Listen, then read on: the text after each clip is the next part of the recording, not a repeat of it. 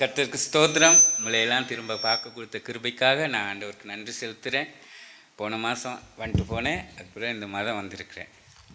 நாங்கள் ஒவ்வொரு நாளும் தேவனுடைய வார்த்தையை படிக்கும்போது, தேவனுடைய காரியங்களை கேட்கும்போது நம்முடைய வாழ்க்கை புதிதாக மாற வேணும். நாங்கள் அப்படியே இருந்தோம்னா அது எந்த விதத்துலேயும் அர்த்தமில்லை. எங்களை கொஞ்சம் கொஞ்சமாக நாங்கள் மாற்றிக்கிற வேணும். ஆகவே இன்றைய நாளிலும் கூட நாங்கள் தேவனுடைய வார்த்தையை பார்க்க போகிறோம். எத்தனை பேருக்கு சாப்பாடுனா பிடிக்கும்? நல்லா ருசியாக சாப்பிட்ருக்கீங்களா?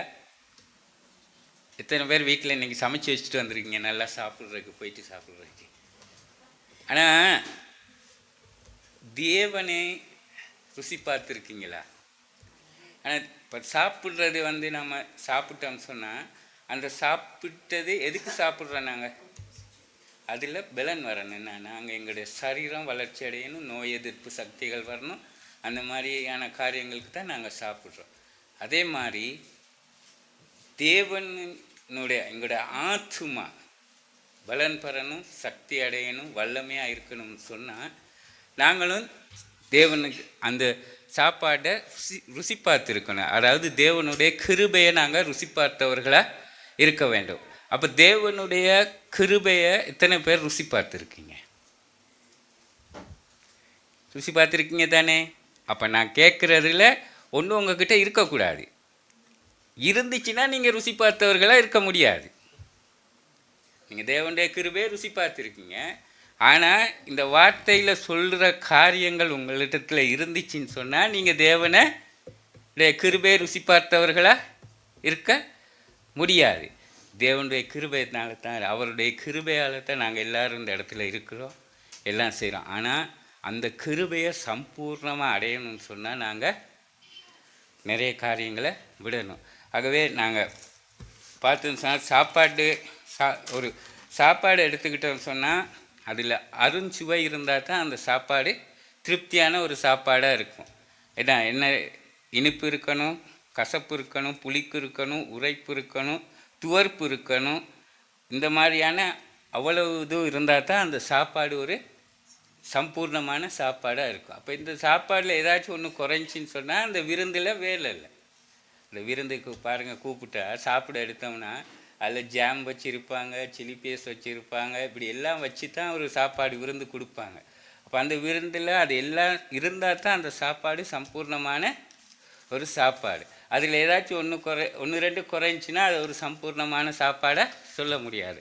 ஆகவே நாங்கள் தேவனுடைய வார்த்தையையும் அப்படித்தான் நாங்கள் எடுத்துக்கிறோம். அதை நாங்கள் சரியாக ருசி பார்த்தோம்னு சொன்னால், தேவனுடைய கிருபையை நாங்கள் சரியாக ருசி பார்த்தோம்னு சொன்னால் எங்களுக்கு சில காரியங்கள்லேருந்து நாங்கள் விடுபடணும். விடுபட்டால் தான் அது 100க்கு 100 சரியான சாப்பாடாக அமைகிற மாதிரி அந்த கிருபை சம்பூர்ணமாக எங்களுக்கு கிடைக்கணும்னா, தேவனுடைய கிருபை எங்களுக்கு சம்பூர்ணமாக கிடைக்கணும்னு சொன்னால் அதுகளை நாங்கள் செஞ்சுக்கிறவன். இப்போ சில சாப்பாடு எங்கள் உடம்புக்கு ஒத்துக்கிறாது. இப்போ நாங்கள் சாப்பிட்டோம்னு சொன்னால் ரைஸ், கொத்து இதெல்லாம் எண்ணெயில் வதக்கி அப்படியெல்லாம் சாப்பிட்டா நல்ல டேஸ்ட்டாக இருக்கும். ஆனால் நம்ம உடம்புக்கு கொலஸ்ட்ரால் நோய்களை கொண்டாந்து போட்டுரும்.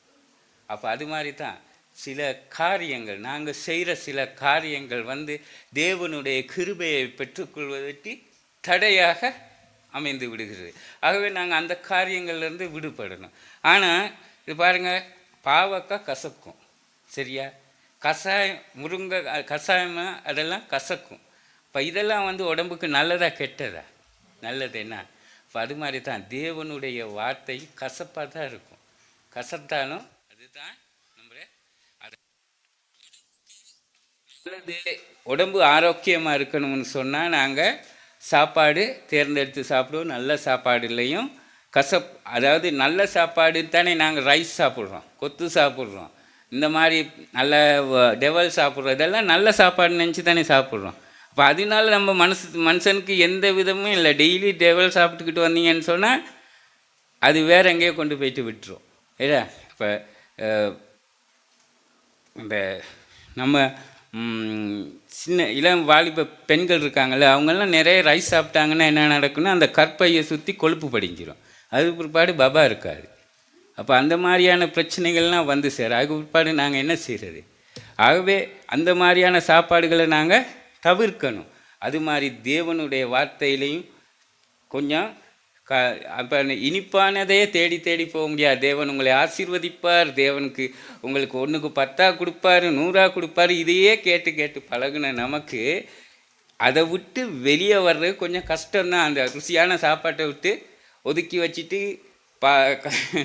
கஷாயத்தையும் பாவக்காயும் இதையும் சாப்பிட்றது கஷ்டம்தான்.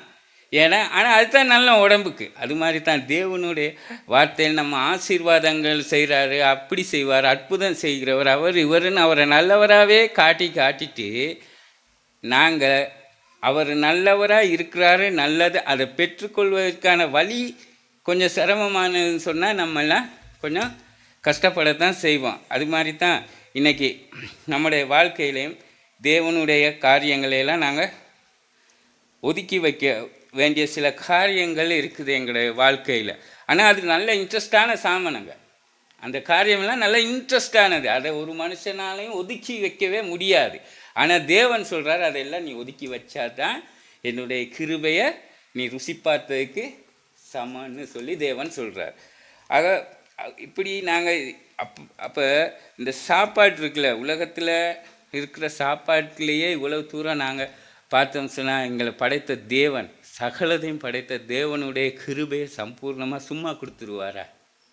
கொடுக்க மாட்டார். என்ன நாங்கள் ஏதாச்சும் செய்தாகணும் கர்த்தருக்கு முன்பதாக. தேவன் அந்த காரியங்களை நாங்கள் செய்யும்போது தான் எங்களுக்கு கர்த்தர் அந்த காரியங்களை செய்வார். ஆகவே நாங்கள் பார்ப்போமா, அந்த ஒரு 5 காரியங்கள் இருக்குது. நீங்கள் தேவனுடைய கிருபையை சம்பூர்ணமாக ருசி பார்த்தேன்னு இப்போ நீங்கள் சொன்னீங்க தானே, நாங்கள் ருசி பார்த்துருக்கோன்னு சொல்லி. அவங்கக்கிட்டெல்லாம் இந்த 5 காரியம் இருந்துச்சுன்னு சொன்னால் நீங்கள் ருசி பார்த்தவர்களாக இருக்க முடியாது. பார்ப்போமா? 1 பேதுரு 2ஆம் அதிகாரம் 1வது வசனத்திலிருந்து 3வது வசனம் வரைக்கும் பார்ப்போம். நான் வாசிக்கவா? இப்படி இருக்க கர்த்தர் தயவுள்ளவர் என்பதை நீங்கள் ருசி பார்த்தது உண்டானால் சகல துர்குணத்தையும் சகலவித கபடத்தையும் வஞ்சனைகளையும் பொறாமைகளையும் சகலவித புறங்கூறுகளையும் ஒழித்து விட்டு நீங்கள் வளரும்படி புதிதாய் பிறந்த குழந்தையைப் போல திருவசனமாகிய கலக்கமில்லாத ஞானப்பாலின் மேல் வாஞ்சையாக இருங்கள். அப்போ இந்த 5 காரியம் உங்கள்கிட்ட இருக்கா இல்லையா? 5 காரியங்கள் இன்னைக்குள்ள சொல்லுது. துர்க்குணம், கபடம் செய்கிறீங்க, எல்லா காரியங்களும் செய்துட்டு உங்கள் வாழ்க்கையில் பொய் இருக்குமா நான் இருந்தால் நீங்கள் இதெல்லாம் செய்கிறது வேஸ்ட். நீங்கள் ஏன் சேர்ச்சுக்கு வரணும்? ஏன் இந்த மாதிரியான காரியங்கள் செய்து தேவனை ஏமாற்ற வேண்டிய அவசியம் இல்லை. நீங்கள் உங்களுடைய வாழ்க்கையில், நம்முடைய வாழ்க்கையில் பொய் இருக்கக்கூடாது. கர்த்தருக்கு விரோதமான காரியங்கள் நாங்கள் எல்லோரும் கர்த்தருக்கு விரோதமான காரியங்கள் செய்கிறோம். அதுதான் சொல்கிறேன். இதெல்லாம் செய்து கொண்டு இவைகளையும் செய்து கொண்டு இருக்கும் போதே கர்த்தருடைய கிருபை எங்களுக்கு இவ்வளவு கிடைச்சிருந்துச்சின்னு சொன்னால், நாங்கள் இதெல்லாம் விட்டோம்னு சொன்னால் கர்த்தருடைய கிருபை எவ்வளவு தூரம் கிடைக்கும்? அதுக்காகத்தான் நான் இந்த வசனத்தை எடுத்துகிட்டு உங்களோட பேசுகிறேன். மற்றபடி நம்மளை யாரையும் நான் குற்றவாளியாக்கிக்கிறதுக்கோ இல்லை நம்ம இப்படி இருக்கக்கூடாது. ஆனால் நாங்கள் இப்படி இருக்கணும், இப்படி செஞ்சால் தான் நம்மளுக்கு தேவனுடைய கிருபை சம்பூர்ணமாய் கிடைக்கும் என்பதற்கு தான் நாங்கள் செய்கிறோம். பாருங்கள், அப்போ நாங்கள் என்ன செய்கிறோம்னு சொன்னால், பொய்யான காரியத்துக்கு நாங்கள் இப்படியாக பொய்யான காரியங்களுக்காக வேண்டி நாங்கள் தேவனை மறுதளிக்கிறவர்களாம், தேவனிடத்தில் செய்து கொண்ட பொருத்தனைகளை விட்டு விலகுகிறவர்களாயும் நாங்கள் இருக்கிறோம். ஆகவே நீங்கள் இந்த காரியம் இப்படி மற்ற மனிதர்களை இப்போ ஒரு முதலாளி நாங்கள் ஒரு காரியம் செய்தோம்னா, ஒருத்தருக்கு கீழே நாங்கள் வேலை செய்தோம்னு சொன்னால் அவரை காப்பாற்றுவதற்காக அவர் சொல்கிற பிழைகளை நாங்கள் செய்கிறோம். அது செஞ்சு தான் ஆக வேண்டி வரும். ஆனால் அது பொய்ன்னு தெரிஞ்சுக்கிட்டே நாங்கள் செய்யும்போது அது எங்களுடைய வாழ்க்கையை பாதிக்குது. ஆகவே நாங்கள் எந்த காரியம் செய்தாலும் அது ஓரளவாவது தேவனுக்கு முன்பதாக உண்மை உள்ளதாக பொய்யில்லாத காரியங்களாக செய்ய வேண்டும். ஆகவே நீங்கள் இதை இவ்வளோ எல்லா காரியத்தையும் செய்துட்டு உங்கள் வாழ்க்கையில் பொய் இருக்குமா இருந்தால் நீங்கள் தேவனிடத்தில் போக முடியாது. தேவனுடைய சமூகத்துக்கு புறம்பே நாங்கள் தள்ளப்பட்டு போவோன்னு வேதம் சொல்கிறது. அப்போ பாருங்கள், அது மட்டும் இல்லையே, நாங்கள் இப்போ என்ன செய்வோன்னா ஃப்ரெண்ட்ஸ் எல்லாம் சேருவோன்னா ஃப்ரெண்ட்ஸை சந்தோஷப்படுத்துறதுக்காக வேண்டி கர்த்தருக்கு பிரியமில்லாத காரியத்தை நாங்கள் செய்ய துவங்குவோம். இப்போ ஒரு மனுஷன் ஒரு தீய காரியத்தை செய்கிறான்னு சொன்னால் அவன் டக்குன்னு செய்கிறது இல்லையே. அவர் கூடுற சமூகம் இருக்குது இல்லை, அவர் கூடுற சமூகம் இருக்குது. அந்த சமூகத்தில் அவங்கள திருப்திப்படுத்துறதுக்காக வேண்டி தான் என்ன செய்கிறாங்க, அவங்க அந்த தீய பழக்கத்தில். இப்போ உதாரணத்துக்கு எடுத்தோம்னு சொன்னால், நம்ம ஃப்ரெண்ட்ஸ் எல்லாம் குடிக்கிறாங்கன்னு சொன்னால் அவங்க வைக்கிற பார்ட்டிக்கு நாங்கள் போயிட்டு நாங்கள் குடிக்காமல் இருந்தால் அவங்க என்ன செய்வாங்க, குடிக்க சொல்லி சொல்லுவாங்க. அப்போ நாங்கள் என்ன செய்வோம், அவங்கள சந்தோஷப்படுத்துறதுக்காக நாங்கள் குடிக்க பார்ப்போம். குடிக்கும்போது என்ன நடக்குது, கர்த்தருக்கு விரோதமாக நாங்கள் பொய்யர்களாக மாறுறோம். ஆண்டவருக்கு முன்னுக்கு நாங்கள் பொருத்தனை பண்ணுறோம், இப்படியெல்லாம் இருக்க மாட்டேன் ஆண்டவரேன்னு சொல்லி. ஆனால் நாங்கள் பொய்யர்களாக மாறுறோம். எந்த வாழ்க்கையிலையும் நாங்கள் இந்த ஏலவல் படிக்கும்போது ஸ்கூலில் மழை பேஞ்சிடலாது. மழை பெஞ்சா எல்லாரும் சல்லி போட்டு சாராயம் கொண்டாடுவான். ஸ்கூலில் எல்லாரும் சல்லி போட்டு சாராயம் கொண்டாடுவாங்க. என்னுடைய பங்குக்கு எனக்கிட்டையும் கேட்பாங்க சல்லி. அந்த நேரம் 300 இல்லாட்டி 350 ரூபா, சின்ன விலை தான். ஒரு 10 ரூபா போட்டோம்னா ஒரு போத்து சாராயம் கொண்டாந்துடலாம். கொண்டு வந்துட்டு நான் கர்த்தருக்கு முன்பதாக உண்மை உள்ளவனாக இருக்கணுன்றதுனால நான் குடிக்க மாட்டேன். என்ன ஃப்ரெண்ட்ஷிப் வேணும், காசை கொடுப்பேன், ஏன்னா அவனை நிறுத்த முடியாதே. ஆனால் தேவனுக்கு முன்பதாக ஒரு நாள் நீ உன்னை இன்னைக்கு குடிக்க வச்சே ஆகுவேன். நான் சொன்னேன், ஓடி போய் நின்றேன், பிரின்சிபல்ட ஆஃபீஸ்கிட்ட தான் நின்றேன். இதுக்கு மேலே நீ வந்தால் நான் உள்ளுக்கு போயிடுவேன். நான் சொன்ன காரியத்தை, இதுக்கு மேலே நீ நான் உள்ளுக்கு போயிடுவேன் பிரின்சிபல்கிட்ட. அன்னைக்கு கீழே ஊற்றுனாங்க என் ஃப்ரெண்ட்ஸ். இது வரைக்கும் அந்த 21 ஃப்ரெண்ட்ஸும் என்னை கல்யாணமாக எல்லாத்துக்கும் நான் வருவேன், ஒருத்த கூட என்னை குடிக்க சொல்ல மாட்டாங்க. ஏன்னா அன்னைக்கு நான் சாட்சியாக இருக்க போயிட்டு இன்னைக்கு வரைக்கும் என்னுடைய வாழ்க்கையில் அந்த சாட்சி இருக்குது. அன்னைக்கு நான் அவர்களை சந்தோஷப்படுத்தணும்னு சொல்லி அந்த ஒரு மூடி தான், அது பெருசு இல்லை, ஒரு மூடி. அந்த ஒரு மூடியை நான் குடிச்சிருந்தேன்னு சொன்னால் இன்றைக்கும் நான் என்னுடைய நண்பர்களை சந்தோஷப்படுத்துவதற்காக கர்த்தருக்கு விரோதமாக நான் பாவம் செய்து கொண்டு தான் இருக்க வேணும். ஆகவே நாங்கள் எந்த சந்தர்ப்பத்திலையும் தேவனுக்கு அப்போ அந்த பழக்கம் என்கிட்ட இல்லாததுனால எவ்வளவு தூரம் நான் ஆசீர்வாதமாக இருக்கிறேன். இல்லைன்னு சொன்னால் அந்த பழக்கம் கண்டினியூ ஆகியிருந்தால் இன்றைக்கும் நான் ஒரு பெரிய குடிகாரனாக தான் இருப்பேன். உங்கள் மத்தியில் எனக்கு ஆண்டவரோட வார்த்தையை பேசவும் முடியாது, உங்களுக்கு ஆண்டவரை பற்றி சொல்லவும் முடியாது. என்ற வீட்டிலையும் சமாதானம் இருக்காது. ஏன்னா நான் இன்றைக்கி ஒரு போத்தை எவ்வளவுன்னு எனக்கு தெரியாது. ஆனால் நான் சம்பாதிக்கிறதுல அதுக்கு தேவையான சல்லியை கொடுத்துட்டேன்னு சொன்னால் என்ன ஆகும், என் வீட்டில் ஒன்றுமே இருக்காது. என் அருமையான சகோதரன் என்னுடைய இதை வைத்தே என்னை தேவன் ஆசீர்வதித்தார். எப்படின்னு சொன்னால், நான் தேவனோடு நிறைய சந்தர்ப்பங்களில் தேவன் எனக்கு முகமுகமாக பேசுவார், வார்த்தையினூடாக பேசுவார். ஆண்டவரே எல்லாத்தையும் நல்லா ஆசீர்வதிச்சிருக்குங்க, அவன் குடிக்கிறான், திங்கிறான், எல்லா காரியத்தையும் செய்கிறான், ஆனால் நமக்கு மட்டும் ஏன் ஆண்டவரே இல்லை. இப்போ ஆண்டவர் என்கிட்ட பார்த்து கேட்டார், அவன் சம்பாதிக்கிறதுல சாராயத்துக்கு அரைவாசியோ முக்கால்வாசியோ கொடுத்துட்டு மிச்சத்தில் அவன் வீட்டையும் பார்த்து அவன் சந்தோஷமாக இருக்கிறான்னு சொன்னால் உனக்கு ஏன் இயலாதுன்னு கேட்டான். அவன் சம்பாதிச்சு ஒதுக்குற காசை அவன் சாராயத்துக்கு கொடுக்குறான்னு சொன்னால் நீ அந்த காசை எடுத்து வை, அந்த சல்லியை நீ எடுத்து துண்டா வை. நீ சாராயத்துக்கு கொடுத்தேன்னு நினச்சி நீ துண்டா எடுத்து வை, அந்த சல்லியில் நீ கை வைக்காத.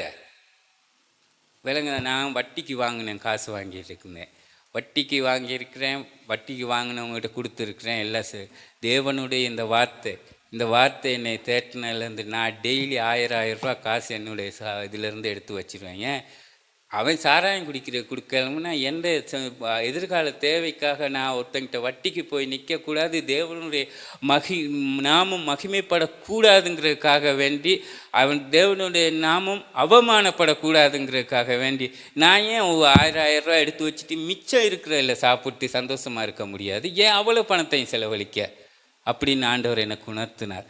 அன்றையிலிருந்து இன்னைக்கு வரைக்கும் நான் அந்த காசை எடுத்து வச்சுக்கிட்டு வரேன். இன்றைக்கி எனக்கு ஒரு அவசரம்னு சொன்னால் நான் போயிட்டு யாருக்கிட்டையுமே கையேந்தி நிற்க வேண்டிய அவசியம் இல்லை. பார்த்தீங்களா, கர்த்தர் எங்கே ஆசீர்வதிச்சாருன்னு சொல்லி, அவருடைய கிருபை எங்கே சம்பூர்ணமாகுதுன்னு சொல்லி. நாங்கள் தேவனுக்கு உண்மை பொய் சொல்கிறவர்களாய், தேவனை ஏமாத்துறவர்களாய், பொய் இல்லாமல் வாழும்போது தேவன் எங்களை ஆசீர்வதிப்பார். இன்றைக்கு கூட இன்னைக்கு கூட நான் காணாத ஆசீர்வாதத்தை தேவன் அதனூடாக எனக்கு நான் பொய்யை விரும்பி பொய்யின்படி அன்னைக்கு நான் என்னுடைய நண்பர்களை என்னுடைய கூட்டாளிமாரை சந்தோஷப்படுத்தணும்னு சொல்லி நான் குடிச்சிருந்தேன்னு சொன்னால் இன்றைக்கி எனக்கு இந்த இது இல்லை, கர்த்தருக்கு பொய் செய்ய நான் விரும்பலை. ஆகவே தேவன் இன்றைக்கும் என்னை ஆசீர்வதித்திருக்கார். இன்னொரு காரியத்தான் என்னுடைய போதகர் ஐயா இவர் வந்தார் எங்களுக்கு ஒரு முறை, இப்போ ஒரு 8 வருஷம் இருக்கும்.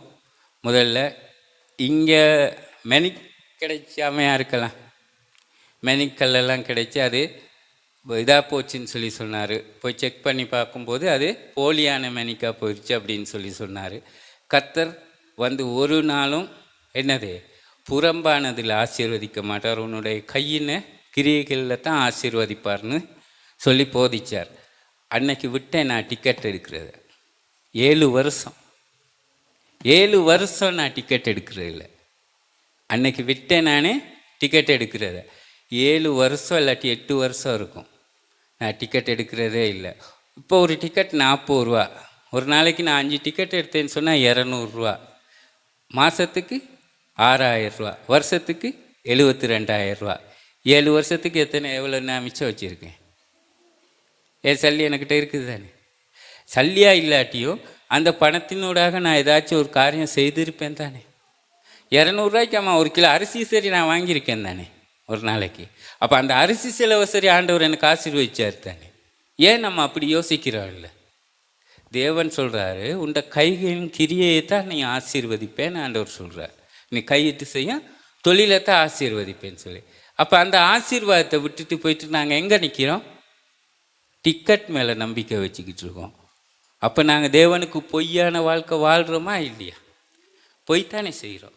அப்போ நாங்கள் டிக்கெட் மேலே நம்பிக்கை வச்சுட்டு டிக்கெட்டு இது பண்ணிவிட்டு நாங்கள் மேலே போயிட்டு இருந்தால் ஆண்டவர் வாப்பா உட்காருன்னு சொல்லுவாரா? நீ வெளியே நில்லுன்னு தான் சொல்லுவார். வா என்னையோட உட்காந்துக்க. நீ ஏன் மேலே நம்பிக்கை வச்சியா? நான் கொடுப்பேன்னு நம்புனியா? இல்லையே. நீ எங்கே நம்பிக்கை வச்ச? நீ பொய்க்காரன்டாப்பா. நீ ஏன் மேலே நம்பலை. நீ பொய்க்காரன் வெளியே தான் போகணும். நீ எங்கே வந்து உள்ளுக்கு உட்கார முடியாதுன்றுவார். நம்ம செய்கிற சின்ன சின்ன விஷயத்தில் நம்மளை மாற்றிக்கிறணும். மாற்றும் போது தேவன் உண்மைக்குமே அருமையான ஆசீர்வாதத்தை எங்களுக்கு தருவார். நம்ம நினச்சி பாருங்கள். அப்போ அது மாதிரியாக இன்றைக்கும் நாங்கள் ஒரு காலமும் அப்போ மற்ற விஷயந்தான் வந்து தேர் பார்க்கலாம் போவோம் தானே. நம்ம அந்நிய தெய்வங்களோட திருவிழாக்களுக்கு நாங்கள் போகிறோம் தானே. போகும்போது நாங்கள் எங்கனைக்காச்சும் ஆண்டவரை பற்றி நினைப்போமா? ஆண்டவரோடு இருப்போமா? இல்லை சார். திருவிழா கொண்டாட்டம்னு போனாலே அங்கே அசுத்தம்தான் மிச்சம். அங்கே எங்கேயுமே பரிசுத்தமோ தேவனுக்கு பிரியமான காரியமோ எதுவுமே நாங்கள் செய்ய மாட்டோம். அங்கே என்ன செய்ய போகிறோம்? தனிக்கிற அசுத்தம்தான். நாங்களும் செய்திருக்கிறோம் தான். நாங்களும் கூட்டாளி மாரோடு சேர்ந்து தேர், எங்களை மாத்தளை தேர்ன்னு சொன்னால் அது அவ்வளவு தூரம் பிரசித்தமான தேர். ஆனால் அங்கே எதுக்கு வாராங்க எல்லாரும்? நாங்கள் வாலிப பிராயத்தில் நாங்கள் பட்ட அனுபவங்கள் தான் நான் சொல்கிறேன். ஆகவே அதில் ஒரு நாளும் தேவன் மகிமைப்பட போகிறது இல்லை. அந்த வாழ்க்கை அந்த காரியத்துக்கு போயிட்டு நாங்கள் தேவனை மகிமைப்படுத்த முடியாது. அதில் நாங்கள் சாத்தானை தான் மகிமைப்பட. அப்போ நாங்கள் தேவனுக்கு பொய்யர்களாய் மாறுகிறோம். அப்போ தேவன் வந்து வாப்பா உட்காரும்பாரா? வெளியே தான் இருக்கணும். ஆகவே நாங்கள் செய்கிற சின்ன சின்ன காரியங்கள்னால நாங்கள் தேவனுக்கு பொய்யர்களாய் மாறுகிறோம். அது மாதிரி இன்னும் அநேக காரியங்கள் நாங்கள் பொய் செய்கிறவங்க. ஆகவே வஞ்சனையின் காரியங்களை நாங்கள் அப்படி பார்த்துருக்கோம். அப்போ அதனால் அதில் அநேக காரியங்களில் நாங்கள் விட்டு விதங்கணும். நாங்கள் இனிமேல் நான் சொல்லலை, கேளிக்கை பார்க்க போங்க, வேடிக்கை பார்க்க போங்க, ஆனால் தேவனுக்கு உண்மை உள்ளவர்களாக இருக்கோம். நாங்கள் வேடிக்கை பார்க்குறதுக்கு போனால் வேடிக்கையை மட்டும்தான் பார்க்க போகணும். அங்கே எங்களுடைய இருதயத்தில் விபச்சார சிந்தனை வரக்கூடாது. அங்கே போகிறது முழுக்க அந்த மாதிரியான காரியங்களுக்கு தான் போகிறாங்க, வாலிபர்களும் சரி யுவதிகளும் சரி. ஏன்னா எத்தனை பேர் தேர் பார்க்க போன இடத்துல போய் சேர்ந்துடுறாங்க, 2 பேர் ஒன்றா சேர்ந்து. இல்லை நான் சொல்கிறேன், அப்போ அதில் எல்லாம் தேவன் மகிமைப்படுவாரா? அதுக்கு நாங்களும் பங்களிப்பு செய்கிறோம்னு சொன்னால் எங்களுடைய வாழ்க்கையில் இருக்காது. ஆகவே அங்கே எங்கேயுமே நாங்கள் ஒரு உண்மை யதார்த்தத்தை உணர்ந்து நாங்கள் பேச வேணும். நாங்கள் அங்கே எங்கேயுமே உண்மையோ முழுக்க பாவமும் பாவ கிரியையும் தான் அங்கே இருக்குது. வேதத்துக்கு புறம்பான காரியம்தான் அந்த இடங்கள்ல எல்லாமே நடக்கிறது. ஆகவே நாங்கள் போகக்கூடாது. நான் போகிறதே இல்லை, நான் போனேன் இல்லைன்னு சொல்கிறதுக்குள்ள என்னைக்கு தேவனுடைய வார்த்தையும் தேவன் மேலே பிரியமும் வந்துச்சோ அன்னையிலேருந்து நான் போகிறதில்லை. என் பிள்ளைகளை கூட கூப்பிட்டு போக மாட்டேன், பிள்ளைகளையும் கூப்பிட்டு போகிறதில்லை. இப்போ என் மகன் மட்டும், இப்போ அவர் கொஞ்சம் 14 வயசு, அவருக்கு ஒரு காலம் புரிய வரக்குள்ளே அவர் நின்றுவார்னு எனக்கு தெரியும். என் மகளுக்கு 24 வயசு, எங்கேயுமே போகிறதுக்கு கேட்காது, எங்கேயும் போகிறதுக்கு கேட்காது. போவோம், தேர் பார்ப்போம், எதுவுமே இல்லை, அது பாட்டுக்கு இருக்கும். இன்றைக்கும் என் மகள் எங்களோட குளியாப்பிட்டியில் தான் இருக்குது, ட்ரைனிங் செஞ்சிட்ருக்கு, வேலை செஞ்சிட்ருக்கு. ஆனால் ஒரு டவுனுக்கு போகிறதுனாலும் எனக்கு இல்லாட்டி என் மனைவிக்கு அறிவிச்சிட்டு தான் போவாங்க. நான் அப்பா அன்றைக்கு இந்த டைமுக்கு நான் டவுனுக்கு போகிறதுக்கு நான் போயிட்டு வரேன்ட்டு பாருங்க. அப்போ அது எங்கேருந்து வந்துச்சு? நான் உண்மையாக இருக்கணும்னா, நான் எந்த வீட்டில் நான் பயணம் வச்சுட்டு என் தம்பி வீடு பணியாக இருக்குது, தம்பி வீட்டுக்கு போகிறதுனாலும் நான் என்ன சொல்லிட்டு போவேன்னா, நான் வீட்டில் சொல்லிட்டு தான் போவேன், நான் தம்பி வீட்டுக்கு போயிட்டு வரேன் அப்படின்னு சொல்லிட்டு. எங்களுக்கு ஒரு சின்ன காலத்தில் எங்கள் அப்பா எப்படி என்ன செய்வார்னா, இந்த எச்சில் இருக்குது தானே, எச்சில் துப்பி வைப்பார். இது காய்கறிக்கு போல் நீ கடைக்கு போயிட்டு வரணும் அப்படிம்பார். இது காய்கறிக்கு முதல்ல நீ கடைக்கு போயிட்டு வரணும் பாரு. ஏன் சொல்லுங்க பாப்பா? அப்போ தான் நீ கடைக்கு போகிற காரியத்தை மட்டும் செஞ்சுக்கிட்டு வரும். கடைக்கு போயிட்டு டக்குன்னு வருவானா, இல்லைன்னா கூட்டாளியோடு சேர்ந்து அவன் வீட்டுக்கு போயிட்டு அங்கே போய் இங்கே போய் எல்லாம் செஞ்சுக்கிட்டு தான் கடைக்கு போயிட்டு கடையில் உள்ள காரியத்தை செய்துக்கிட்டு வருவோம். அப்போ அந்த பழக்கம் எங்ககிட்ட வந்திருந்தா இன்றைக்கி நாங்கள் சுற்றி திரிகிற பழக்கத்துக்கு ஆளாகி இருப்போம். அப்போ அவரை செஞ்ச காரியம் சரிதானே? அப்போ நாங்கள் கிளாஸ் போகிறதுன்னு சொன்னால் எத்தனை மணிக்கு துவங்குதுன்னு கேட்பார், எத்தனை மணிக்கு முடியுதுன்னு கேட்பார், இத்தனை மணிக்கு முடியுது. அப்போ நீ இத்தனை மணிக்கு இங்கே வீட்டில் இருக்கணும் அப்படிம்பார். இன்றைக்கி பிள்ளைகிட்ட சொல்லி பாருங்கள், அப்போ ஏன்னா 1/2 மணித்தியாலம் மாத்தலேருந்து வீட்டுக்கு வர்றதுக்கு பஸ் பிடிச்சி 5 மணிக்கு கிளாஸ் முடிஞ்சால் நீ 5:30 மணிக்கு வீட்டில் இருக்கணும் பாரு. அது பிந்தி அடி. 21 வயசுலேயும் நான் அடி வாங்கியிருக்கேன் எங்கள் அப்பா கிட்ட. 21 வயசில் அடி வாங்கியிருக்கேன். இந்த காலில் இருக்குது, இல்லை வேணா பாருங்கள், ஒரு பள்ளம். 21 வயசில் வாங்கின அடியிட பள்ளம் தான் அது. ஆனால் இன்னைக்கு நான் ஒரு நல்ல மனுஷன், சமூகத்துக்கு எப்படியெல்லாம் இருக்கணுமோ கர்த்தருக்கு முன்பதாக ஒரு சின்ன அளவு சரி உண்மை உள்ள மனுஷனாக இருக்கிறதுக்கு எனக்கு அந்த இதுக உதவி செய்து இருக்கு. நான் உங்கள்கிட்ட தேவனுடைய வார்த்தையை பகிர்ந்து உங்களுக்கு தேவன் நல்லவர்ன்று சொல்கிறதுக்கு என்னுடைய வாழ்க்கை சாட்சியாக இருக்கிறதுக்கு அந்த அடியும் உதவியும் எனக்கு உதவியாக இருக்குது. இன்றைக்கி நம்ம பிள்ளைகளை நாங்கள் அடிக்கிறதுக்கு பயப்படுறோம். ஆனால் அன்னைக்கு 21 வயசுல எங்கள் அப்பா என்னை அடித்தார். கடைசி வரைக்கும் நான் எங்கள் அப்பா மேலே வைராக்கியம் வச்சதில்லை. எங்கள் அப்பா மறைக்கிற தருவாயிலையும் போயிட்டு எங்கள் அப்பா காலை பிடிச்சி விழுந்து, அப்பா நான் உங்களுக்கு விரோதமாக என்ன பாவமாக பிழை செஞ்சுருந்தாலும் என்னை மன்னிச்சுக்குங்கப்பான்ட்டு மன்னிப்பு கேட்டால்தான் நான். எங்கள் அப்பா சொன்னார், நீ எனக்கு எதுவுமே பிழை செய்யலாமானே அப்படின்னு சொல்லி ஆசீர்வதிச்சார். கர்த்தருடைய பாதத்தில் நாங்கள் ஆசீர்வாதம் பெற, தாய் தகப்பன்ற பாதத்தில் நாங்கள் ஆசீர்வாதிக்கப்பட வேணும். அவங்களோட ஆசீர்வாதத்துக்கு பிறகு தான் கர்த்தர் எங்களுக்கு ஆசீர்வாதம். நாங்கள் தாய் தகப்பனுக்கு மீறி தாய் தகப்பனை அவமதித்தோம்னு சொன்னால் நாங்கள் கர்த்தருக்கு இல்லை உள்ள ஆசீர்வாதத்தை பெற்றுக்கிற முடியாது.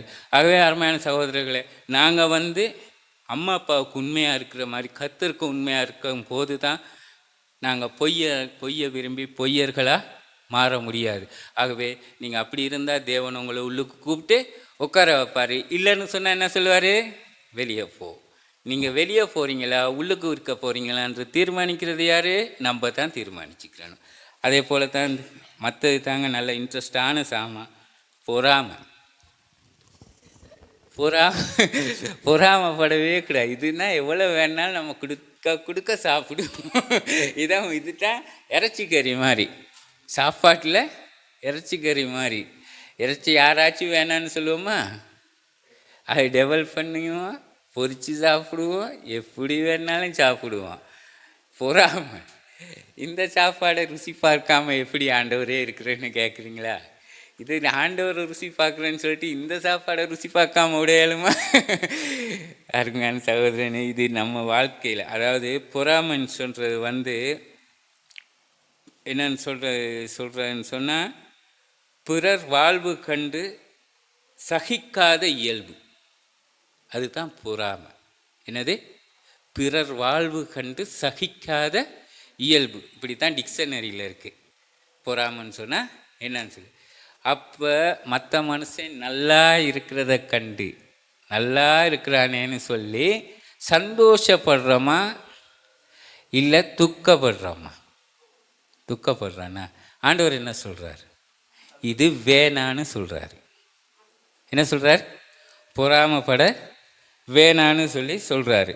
ஆகவே கர்த்தருக்கு சொல்கிறத நாங்கள் செய்ய வேணும். இப்போ நம்ம பாஸ்டர் கூட நல்ல கதைன்னு சொல்லுவார் தானே, பொறாமையை பற்றி. ஒரு கண்ணுக்கு 2 கண்ணும் போகிற கதை சொல்லுவார் தானே.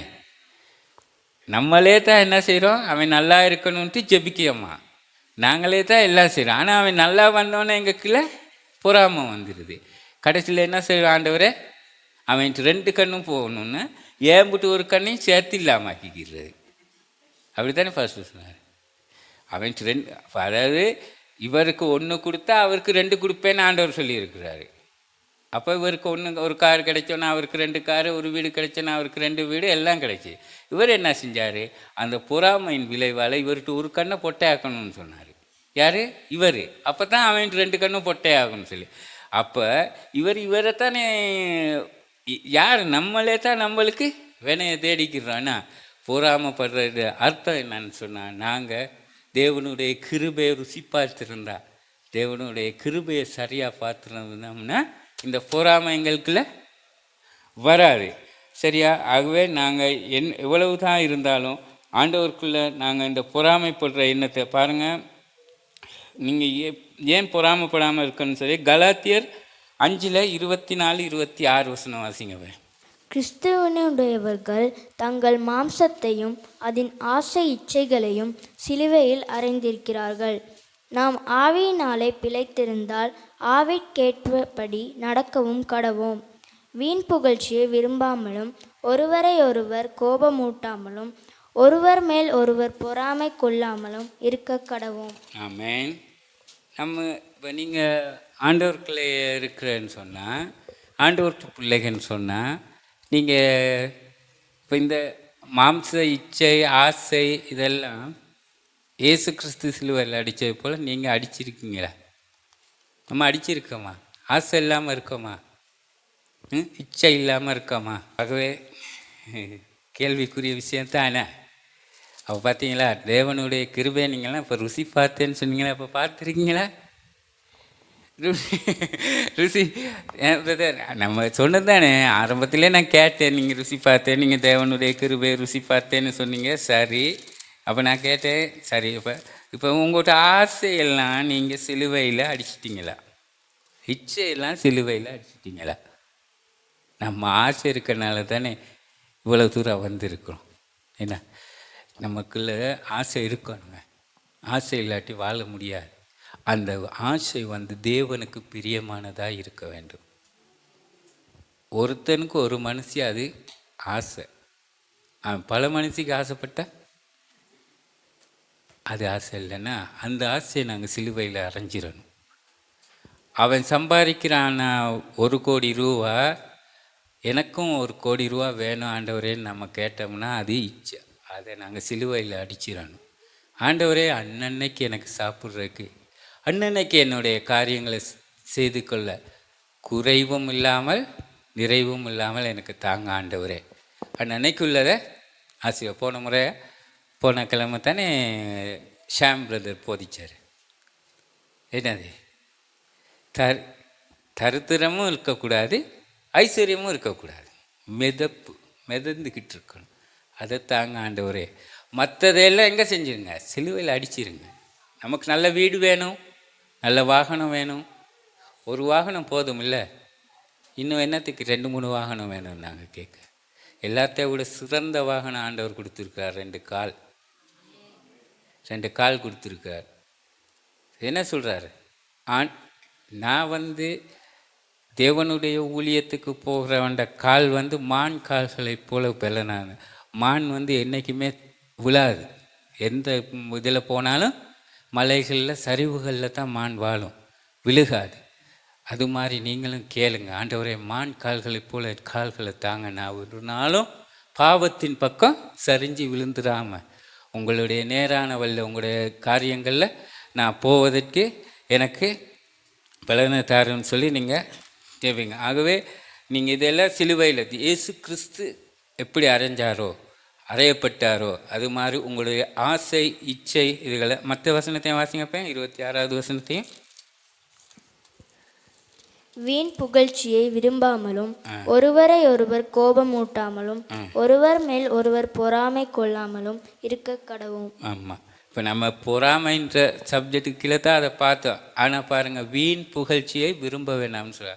நம்மளை புகழாட்டி தூக்கமே வராது. வீண் புகழ்ச்சி தானே. நாங்கள் என்ன செய்கிறோன்னு சொன்னால், 4 பேர்த்துக்கு முன்னுக்கு ஒரு காரியத்தை செய்தோம்னு சொன்னால் அது வீண் புகழ்ச்சி.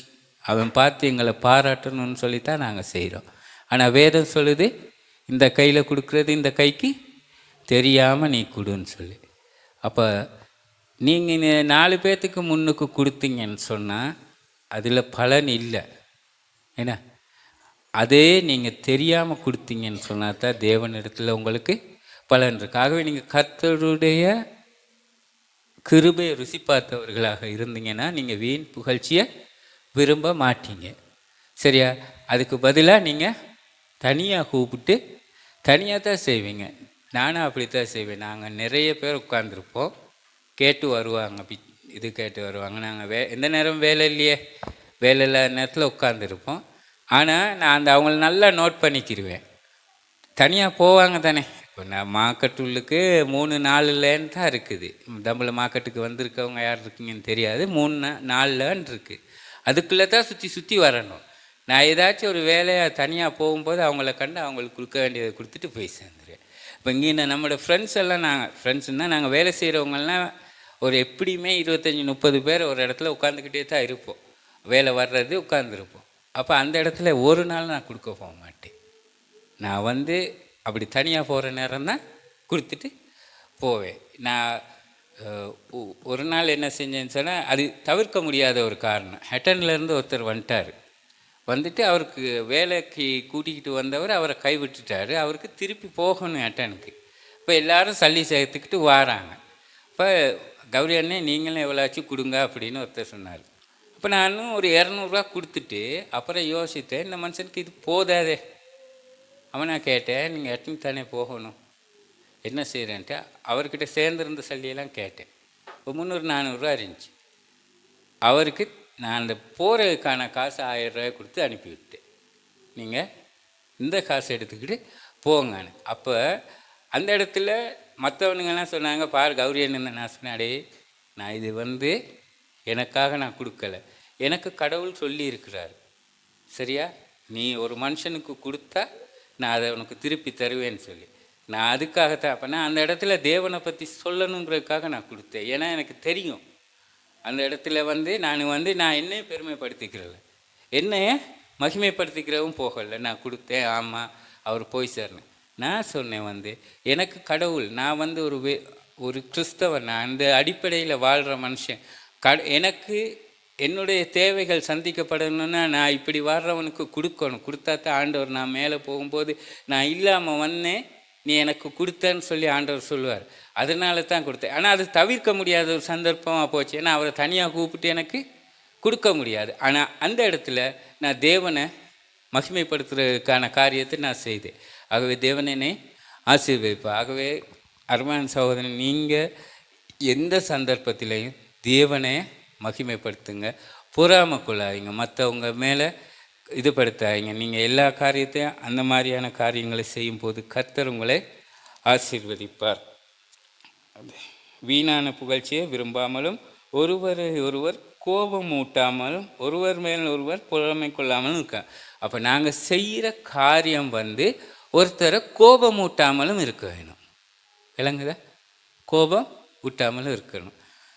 அதாவது நாங்கள் சுண்ணாம்பு செஞ்சது தானே, அதில் செம்ம புகை, அந்த பகுதியில் யாருக்குமே இருக்க முடியாது, அவ்வளவு புகை. எல்லாரும் கம்ப்ளைண்ட், புகை வருது புகை வருது புகை வருது. ஆனால் நாங்கள் 30 வருஷமாக அதை செய்துக்கிட்டு போகிறோம். 30 வருஷமாக செய்துக்கிட்டு போகிறோம். நாங்கள் செய்ய ஆரம்பித்த போது ஒரு வீடு கூட அங்கனைக்கில் பக்கத்தில் இருக்கலை. இப்போ எல்லாம் வீடு வந்துருச்சு, எல்லாம் வந்துருச்சு, புகை. சரியா? நிப்பாட்ட வேண்டிய ஒரு அப்போ அவங்க எல்லாம் சேர்ந்து என்ன செய்தாங்கன்னா பெட்டிஷன் அடித்து என்கிட்ட போகிறனே நிப்பாட்டிட்டாங்க. அப்போ எனக்கு கோபம் தானே. அப்போ நான் அவங்கள கோபம் மூட்டினால தானே அவங்க இதுக்கு வந்தாங்க. அப்போ நான் ஆண்டவர்கிட்ட போயிட்டு, ஆண்டவரே என்ற தொழிலை நீங்கள் பறிச்சுக்கிட்டீங்கன்னு சொல்லலுமா? சொல்ல முடியாதுண்ணா. ஏன்னா ஆண்டவர் சொல்கிறார், இன்னொருத்தனுக்கு கோபம் மூட்டாமல் நீ நடந்துக்கிறன்னு தானே சொல்கிறாரு. அப்போ இப்படி இருக்கும்போது இப்போ ஒரு 2 கிழமை, இப்போ போன மாதம் நான் இங்கே வந்தேன்ல, வரும்போது தான் அந்த கேள்விக்கு ஆண்டவரே ஏன் இதை பறிச்சுக்கிட்டீங்க அப்படிங்கிற கேள்விக்கு ஆண்டவர் பதில் கொடுத்தார். என்ன தெரியுமா? இழிவான ஆதாயம் இச்சிக்காதுன்னு ஆண்டவர் சொல்லியிருக்காரு தானே. இழிவான ஆதாயம் ஒரு நாளும் நாங்கள் பெறக்கூடாது. அந்த சுண்ணம் போறனன்றது அந்த மாதிரியான ஒரு அதாவது ஒரு மனுஷனை துன்புறுத்தி நாங்கள் எடுக்கிறேன்னு சொன்னால் அதில் என்ன அந்த அந்த ஆதாயத்தில் எங்களுக்கு பெருமை இருக்குதா? அதில் ஏதாச்சும் இது இருக்குதா? ஒரு மனுஷன் பக்கத்தில் இருக்கிற வீட்டுக்காரனுக்கு நிம்மதியாக ஏனால் இருக்க முடியலை. சரியா? ஏனால் இருக்க முடியலை. அவன் எந்த நாளும் கஷ்டப்படுறான். நான் மட்டும் அதில் வர்ற வருமானத்தை எடுத்து சந்தோஷமாக இருக்கிறேன்னா ஆண்டவர் என்னை அனுமதிப்பாரா? ஆண்டவருடைய நாம மகிமைப்படுமா? இல்லையே. ஆண்டவர் எடுத்துக்கொண்டார். ஆகவே அதைத்தான் ஆண்டவர் சொன்னார். அடுத்து அந்த தொழிலுக்கு வர்ற விறகுலேருந்து கல்லிலேருந்து எல்லாத்துக்குமே போலீஸ்காரங்களுக்கு காசு கொடுக்கணும். ஏன்னா போமிட் விறகு தான் கொண்டு வருவாங்க. போமிட் இல்லையே. சட்டத்துக்கு விரோதமான எல்லா காரியமும் இழிவானதை சட்டப்படி சம்பாதிச்சா தான் அது சம்பாத்தியம். சட்டத்துக்கு விரோதமாக நாங்கள் தேடினோம்னா அது இழிவானது. அப்போ அந்த காரியத்தை செய்துட்டு நான் ஆசீர்வாதமாக இருந்துட்டு உங்ககிட்ட நான் சொல்லலுமா, ஆண்டவர் என்னை ஆசீர்வதித்திருக்கிறார், நான் அப்படி இருக்கேன் எப்படி இருக்கேன்ட்டு. நல்லா புரிஞ்சுக்குங்க. அந்த போறனை அது எல்லாம் முடிஞ்ச பிறகு தான் தேவன் என்னை இந்த இடத்துக்கு கொண்டு வந்தார். அதில் ஒரு சதம் சல்லியால் நான் ஆசீர்வதிக்கப்படலை. சாப்பிட்டா குடித்தா சமாதானம் இருக்கலை, சந்தோஷம் இருக்கலை, லட்சக்கணக்கில் கடன் தான் இருந்துச்சு போறனையில். ஆனால் தேவன் இன்னைக்கு நான் அதிலிருந்து எடுத்து என்னை விடுவித்து 5 வருஷமாச்சு. இன்றைக்கி நாளில் நான் யாருக்குமே இந்த 5 வருஷத்தில் ஒரு சதம் கடன் வாங்கினதில்லை யாருக்கிட்டேயுமே. நான் கிட்டத்தட்ட ஒரு 5 லட்சம் ரூபாய்க்கு மேலே கடன் கட்டியிருக்கேன். கர்த்தரை எப்படி ஆசீர்வதித்தா பார்த்தீங்களா? நாங்கள் என்ன நினச்சோம்? தேவனுக்கு இந்த தொழிலை தான் ஆசீர்வதிக்கணும்னு நினச்சோம். ஆனால் தேவன் ஒரு நாளும் எங்களுக்கு அந்த இழிவான அது அவரிடத்தில் அன்பு கூர்ந்து அவருக்கு உண்மையாக நாங்கள் கொஞ்சமாச்சும் விசுவாசமாக இருந்தோம்னு சொன்னால் அப்படியான காரியங்கள்லேருந்து எங்களை விடுதலைப்படுத்துவார். அப்போ நான் அன்றைக்கி ஆண்டவருக்கு நன்றி சொல்லினேன். ஆண்டவரே, நீங்கள் இந்த காரியத்திலிருந்து என்னை விடுதலை செய்ததுக்காகத்தான் நீங்கள் இந்த போரனை நிப்பாட்டினீங்கன்னா நான் உங்களுக்கு நன்றி செலுத்துகிறேன். ஆண்டவரே நன்றி செலுத்துகிறேன். ஆகவே நீங்கள் செய்கிற இழிவாக அந்த மாதிரியான காரியங்களை ஒரு மனுஷனை கோபமூட்டுற மாதிரியான செயல்கள் நடவடிக்கைகளில் நீங்கள் இருந்தீங்கன்னா அதை விட்டு ஒதுங்குங்க. அப்போ தான் உங்களுக்கு கர்த்தருடைய கிருபை சம்பூர்ணமாய் கிடைக்கும்னு தேவன் சொல்கிறார். அதே போல் பாருங்கள், எபிரேயர் 12:15 வாசிங்க.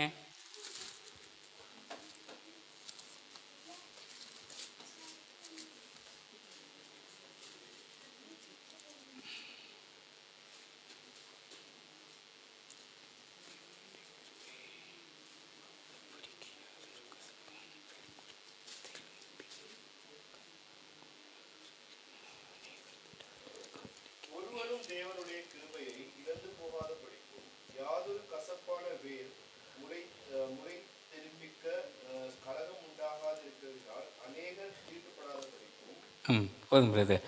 அது பாருங்க, ஒருவனும் தேவனுடைய கிருபையை இழந்து போகாதபடிக்கு யாதொரு கசப்பான வேர் முளைத்தெலும்பி கலகம் உண்டாக இருக்கிறதினால் அநேகர் தீட்டுப்பட்டிருக்கார். அதாவது கசப்பான வேர்னு சொல்கிறது வந்துமா பொறாமை தான். பொறாமை தான் கசப்பான வேர். அப்போ அந்த வேர் நம்முடைய இருதயத்தில் ஆழமாக இறங்கிருச்சின்னு சொன்னால் ஒரு நாள் என்ன செய்யுது, நம்ம வாழ்க்கை ஆசீர்வாதமாய் மாறாது.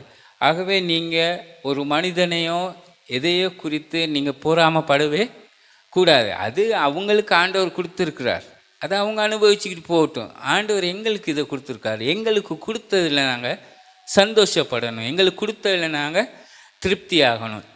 நீங்கள் இன்றைக்கி நல்லா ஞாபகம் வச்சுக்கிறீங்க, ஒரு மனுஷனை குறித்து நீங்கள் பொறாமைப்பட அந்த வேர், அந்த கசப்பு உங்கள் இருதயத்தில் இறங்க இறங்க இறங்க உங்கள் கையும் காலும் ஒரு சைடுக்கு இழுத்து பிடிச்சிக்கிறோம். அன்சப்பாக இருக்குன்னா அவனுக்கிட்ட யோசித்து பாருங்க, அவன் கேட்டு பாருங்க. அன்சப்பாக இது இருக்கிறவன்கிட்ட அவன் மற்ற மனுஷனை குறித்து பொறாமைப்பட்டு பட்டு பட்டு அவனுடைய இருதயத்தில் வஞ்சகம் தான். அவன் இருதயம் எந்த விதத்துலையும் சுத்தம் இருக்காது. அன்சபாக இருக்குன்னு சொன்னால் அவன்கிட்ட கேட்டுப்பாங்க, அந்த கசப்பான வேர் இறங்க இறங்க என்ன செய்யும், அவன் எல்லாம் தீயதையே நினைக்க நினைக்க நினைக்க அவன்ட்டு கையும் காலும் எல்லாம் இழுத்து பிடிச்சிக்கிறோம். ஒரு நாளும் குணமாக்க முடியாது. ஆகவே தேவனுடைய பிள்ளையாகிய நாங்கள் தேவனுக்கு அப்போ அந்த ரிலாக்ஸ் இதயம் மனசு ரிலாக்ஸாக இருக்கணும். வெறுமையாக இருக்கும்போது தான் கர்த்தர் நம்மளை ஆசீர்வதிப்பார். அப்போ அந்த ரிலாக்ஸாக இருக்கும்போது ஏன் இரத்த பிளக் நாரி நடம்பில் இரத்த ஓட்டம் பிளக் ஆகும்போது தானே இதாகுது, அன்சபாக வருது. ஏன் இரத்த ஓட்டம் இதாகுது, அவன் அடுத்தவனை எப்படிரா கெடுக்கலாம், எப்படிரா வஞ்சகம் செஞ்சு என்னடா செய்யலான்னு யோசித்து யோசித்து அவனுடைய அந்த மூளையின் அந்த இரத்தத்தின் ப்ரெஷர் வேகம் கூடும்போது தான் அங்கே அந்த அடைப்புகள் ஏற்படும் போது தான் அவனுக்கு எல்லாமே பிளக் ஆகுது. ஆனால் தெளிவாக எந்த நாளும் போல் உங்களை இன்றைக்கி பார்த்து சிரித்து சந்தோஷமாக கழிச்சிட்டு போனால் நாளைக்கும் அதே மாதிரி வருஷம் முழுக்க அப்படியே இருந்தேன்னா நான் அப்படியே தான் இருப்பேன். இன்றைக்கி நீங்கள் உங்களோட கழிச்சு சிரிச்சிட்டு இன்றைக்கி நீங்கள் பைக்கில் வாரீங்க, நான் நடந்து வரேன். நாளைக்கு நீங்கள் காரில் வாரீங்க, நான் நடந்து வரேன். இவர் பாடா காரில் வந்துட்டார், இவர் எப்படி கார் வாங்கியிருப்பார், பைசிக்கலில் நான் இன்னும் நடந்தே தானே வாரேன், இவர் மட்டும் எப்படி பைசிக்கலில் வந்தார், இப்போ காரில் வந்து. யாருக்கு எங்கே வேலை கூட போகுது, மூளைக்கு வேலை கூட போகுது. எது பொறாமை தானே. நான் இன்னும் நடந்தே வரேன், இவர் காரில் வரேன். அப்போ கூட சரி அதான் அப்போ பாருங்கள். அப்போ அதை ஆறாயிரது இவனுக்கு எப்படிரா இந்த கார் வந்துச்சு, எப்படிரா இவன் இவ்வளோ தூரத்துக்கு, இவனுக்கு சாப்பிட இருக்கோ திங்க இருக்கோ குடிக்க இருக்கோ அதை பற்றி கவலைப்படுற இல்லை, இவன் எப்படி இப்படி வந்துட்டான், இதே 6000. அப்போ யோசிக்கும் போது மூளைக்கு வேலை கூட, ஏடா சந்தோஷம் இல்லை, இதை எப்படியாச்சும் இன்றைக்கி கண்டுபிடிச்சிடணும். அப்போ அவன்கிட்ட குடும்பத்தில் ஆசீர்வாதம் இல்லை. அப்போ தேவனுடைய கிருபை எங்களுக்கு வருமா, வராது. நீங்கள் பைக்கில் வந்தீங்களா, சரி பிரதர். கார் வாங்கினியா, கடவுள் உங்களை ஆசீர்வதிப்பார் பிரதர். நீங்கள் இன்னும் இதை விட நல்ல கார் ஒன்றில் வருவீங்கன்னு சொன்னால் என் மனசு சுத்தம். ஏன்னா எனக்கு இந்த மண்டையில் எதுவுமே இல்லையே. அப்போ என் கையும் காலும் இழுத்து பிடிச்சிக்கிறாரு. ஆகவே கசப்பான வேர் உங்களுக்கு இருந்துச்சுன்னு சொன்னால், இன்றைக்கி நோய் நொடின்னு நம்ம இருக்கிறோம்னு சொன்னால் அதுதான் காரணம். ஆகவே என் அருமையான சகோதரர்களே, நாங்கள் இந்த என்ன சீரியஸாக யோசித்தோம்னு சொன்னால் இது முக்கியமான ஒரு பாடம். ஆகவே நீங்கள் யாரை குறித்தும் கசப்பாக நினைக்காதீங்க, பொறாமை கொள்ளாதீங்க. முக்கியமாக நீங்கள் நல்லா இருக்கணும், சந்தோஷமாக இருக்கணும், நோய் நொடி இல்லாமல் இருக்கணும்னா யாரையும் குறித்து பொறாமை கொள்ளாதீங்க. அதுக்கு அடுத்த நேரம் போச்சே தெரியாது, கொஞ்சத்தில் முடிச்சிடுறேன். இந்த அடுத்த விஷயந்தான் 5வது விஷயம். இது ரொம்ப அந்த சாப்பாட்டில் இது இல்லாட்டி சைடிஷ் மாதிரி, இது இல்லாட்டி வாழ்க்கை இன்ட்ரெஸ்டாகவே இருக்காது. அடுத்தவனை பற்றி பேசுகிறது, புறங்கூறுதல். எப்படி இருக்கும்? இது இல்லாமல் நம்மளால் இருந்துட முடியுமா? இது இல்லாமல் ஒருத்தரால் நம்மளால் இருக்கவே முடியாதுங்க. புறங்கூறுதல்னு சொன்னால் என்னென்னா, ஒருவர் இல்லாத போது அவர் மீது வீண் பழி சுமத்துதல். இவர் முன்னுக்கு நான் நல்லா சிரித்து அழகாக காய்ச்சிட்டு போயிடுவேன். இப்போ தான் உங்களோட நான் நல்லா அழகாக சிரித்து காய்ச்சிட்டு போயிடுவேன். நீங்கள் அங்கிட்டு போனேன்னா அந்த சிஸ்டர்கிட்ட சொல்லுவேன், அவன் வாய்க்கும் பேச்சுக்கும் தான் அவன் இந்த மாதிரி இருக்கான். என்ன சொல்கிறாரு, இவர் ஆடெல்லாம் வளர்க்குறாரு, எல்லாம் செய்கிறாரு, எனக்கு தெரியும். அது எப்படி பிரதர் நீங்கள் ஆசீர்வாதமாக இருக்கா, ஆடு வளர்க்குறீங்களே, நல்லா இருக்கா. அங்கிட்டு போனேன் நான் அந்த சிஸ்டர், இவன் ஆடு வளர்க்க வேண்டியவனா, இவன் எவ்வளோ பெரிய ஆளாக இருக்க வேண்டியவன் இன்றைக்கி போய் ஆடு வளர்த்துக்கிட்டு இருக்கான் அப்படின்னு சொன்னால் அது எப்படி? அதுதான் புறங்கூறுதல். அப்போ நாங்கள் அந்த மாதிரியான காரியங்கள் நாங்கள் செய்யக்கூடாது. ஒரு மனுஷனுக்கு நேருக்கு நேராக சொல்லணும், சொல்ல வேண்டிய விஷயத்தை. நீ கேட்டாலும் சரி கேட்காட்டியும் சரி என்ன சொல்லணும், ஒரு பிழையை கண்டுபிடிச்சா நீ இந்த பிழையை செய்கிறப்பா இந்த பிழையை திருத்திக்கன்னு சொல்லி நாங்கள் நேருக்கு நேரம் சொல்லணும். அவனோட எங்களுக்கு பேசுகிறதுக்கு விருப்பம் இல்லையா, உறவு வச்சுக்கிற விருப்பம் இல்லையா, நாங்கள் ஒதுங்கி போய்கிட்டே இருக்க வேண்டியதான். ஏன் அவனோட உறவு வச்சுக்கிறோன்னு நாங்கள் அவனை பற்றி ஏன் நாங்கள் குறை சொல்லணும்? சொல்ல வேண்டிய அவசியமே இல்லை. இன்றைக்கி அநேகரை அப்படித்தான் நாங்கள் நிறைய பேர் என்ன செய்கிறோம் சார், மற்றவங்களோட கதையை கதைச்சி காய்ச்சி காய்ச்சி காய்ச்சி எங்கள் வாழ்க்கையை நாங்கள் கோட்டை விட்டுடுறோம். சாதாரணமாக நம்ம யோசித்து பார்ப்போம், ஒரு 2 பேர் சேர்ந்து அடுத்தவனை பற்றி ஒரு ஹவர் கதைக்கிறான்னு சொல்லுங்களேன். அந்த ஒரு ஹவருக்கு அவன் போய் தோட்டத்தில் ஒரு 4 கண்டை உண்டாக்குனான்னா எவ்வளோ பெரிய ஆசீர்வாதம். ஒரு 4 கத்திரிக்காய் கண்டை உண்டாக்குங்க அந்த ஒரு ஹவருக்கு, அதை கொஞ்சம் பராமரிச்சிங்கன்னா அது ஆசீர்வாதமாக. அவனை பற்றி ஒரு ஹவராக உட்காந்து நீங்கள் காய்ச்சிட்டு தூசியை தட்டிட்டு எழும்புனீங்கன்னா அது ஆசீர்வாதமா? அப்போ கர்த்தருடைய கிருபை எங்க? நீங்கள் ருசி பார்த்தவர்களாக இல்லை. கர்த்தருடைய கிருபைனா தான் என்ன? நாங்கள் ஆசீர்வாதமாக வாழ்கிறதுல தான் கர்த்தருடைய கிருபை வெளிப்படுவேண்ணா. நாங்கள் எந்த குறையும் இல்லாமல் மக்களை பார்த்து பாரிப்பா இவன் இப்படி இருக்கிறான்னு நல்லா ஆசீர்வாதமாக இருக்காங்க, ஒரு குறையும் இல்லை, ஒரு நோய் நொடியும் இல்லை, நல்லா இருக்கிறாங்கன்னா அதுதான் ஆண்டவருடைய கிருபை. அப்போ அந்த கிருபை சம்பூர்ணமாய் 100க்கு 100% நம்மளுக்கு கிடைக்கணும்னு சொன்னால் நாங்கள் நல்ல காரியங்களில் ஈடுபடணும். அடுத்தவனை பற்றி காய்ச்சிக்கிட்டு இருக்க நேரத்துக்கு போயிட்டு தோட்டத்தை கொத்துங்க, பிள்ளை வெட்டுங்க, 4 கண்டை உண்டாக்கும் போது என்ன நடக்கும்? அது ஆசீர்வாதமாக உங்களுக்கு மாறும். என்ன இல்லைன்னு சொன்னால் ஒரு துணியோ ஒரு வேலையை பழகுங்க, ஒரு இடத்துல போயிட்டு ஒரு வேலை வெட்டியை பழகுங்க, ஒரு டைலரிங், ஏதாச்சும் ஒரு காரியம் நம்மளுக்கு வருமானம் வரக்கூடிய இதுகளை செய்யும் போது கர்த்தர் என்ன செய்வார்? எங்களுக்கு ஆசீர்வாதம் வரும். அப்போ அந்த கிருபை எங்களுக்கு கிடைக்கும். இதுகளை விட்டுட்டு நம்ம அடுத்தவங்களோட கதையை கழிச்சிக்கிட்டு அடுத்தவங்களோட இதுகளை பேசக்கூடாது. பேசும் புறங்கூறணும்னு சொன்னால் அதுதான் எங்களுக்கு நடக்கும். சங்கீதம் 15ஆம் அதிகாரம் 3வது வசனத்தை பாருங்கள்.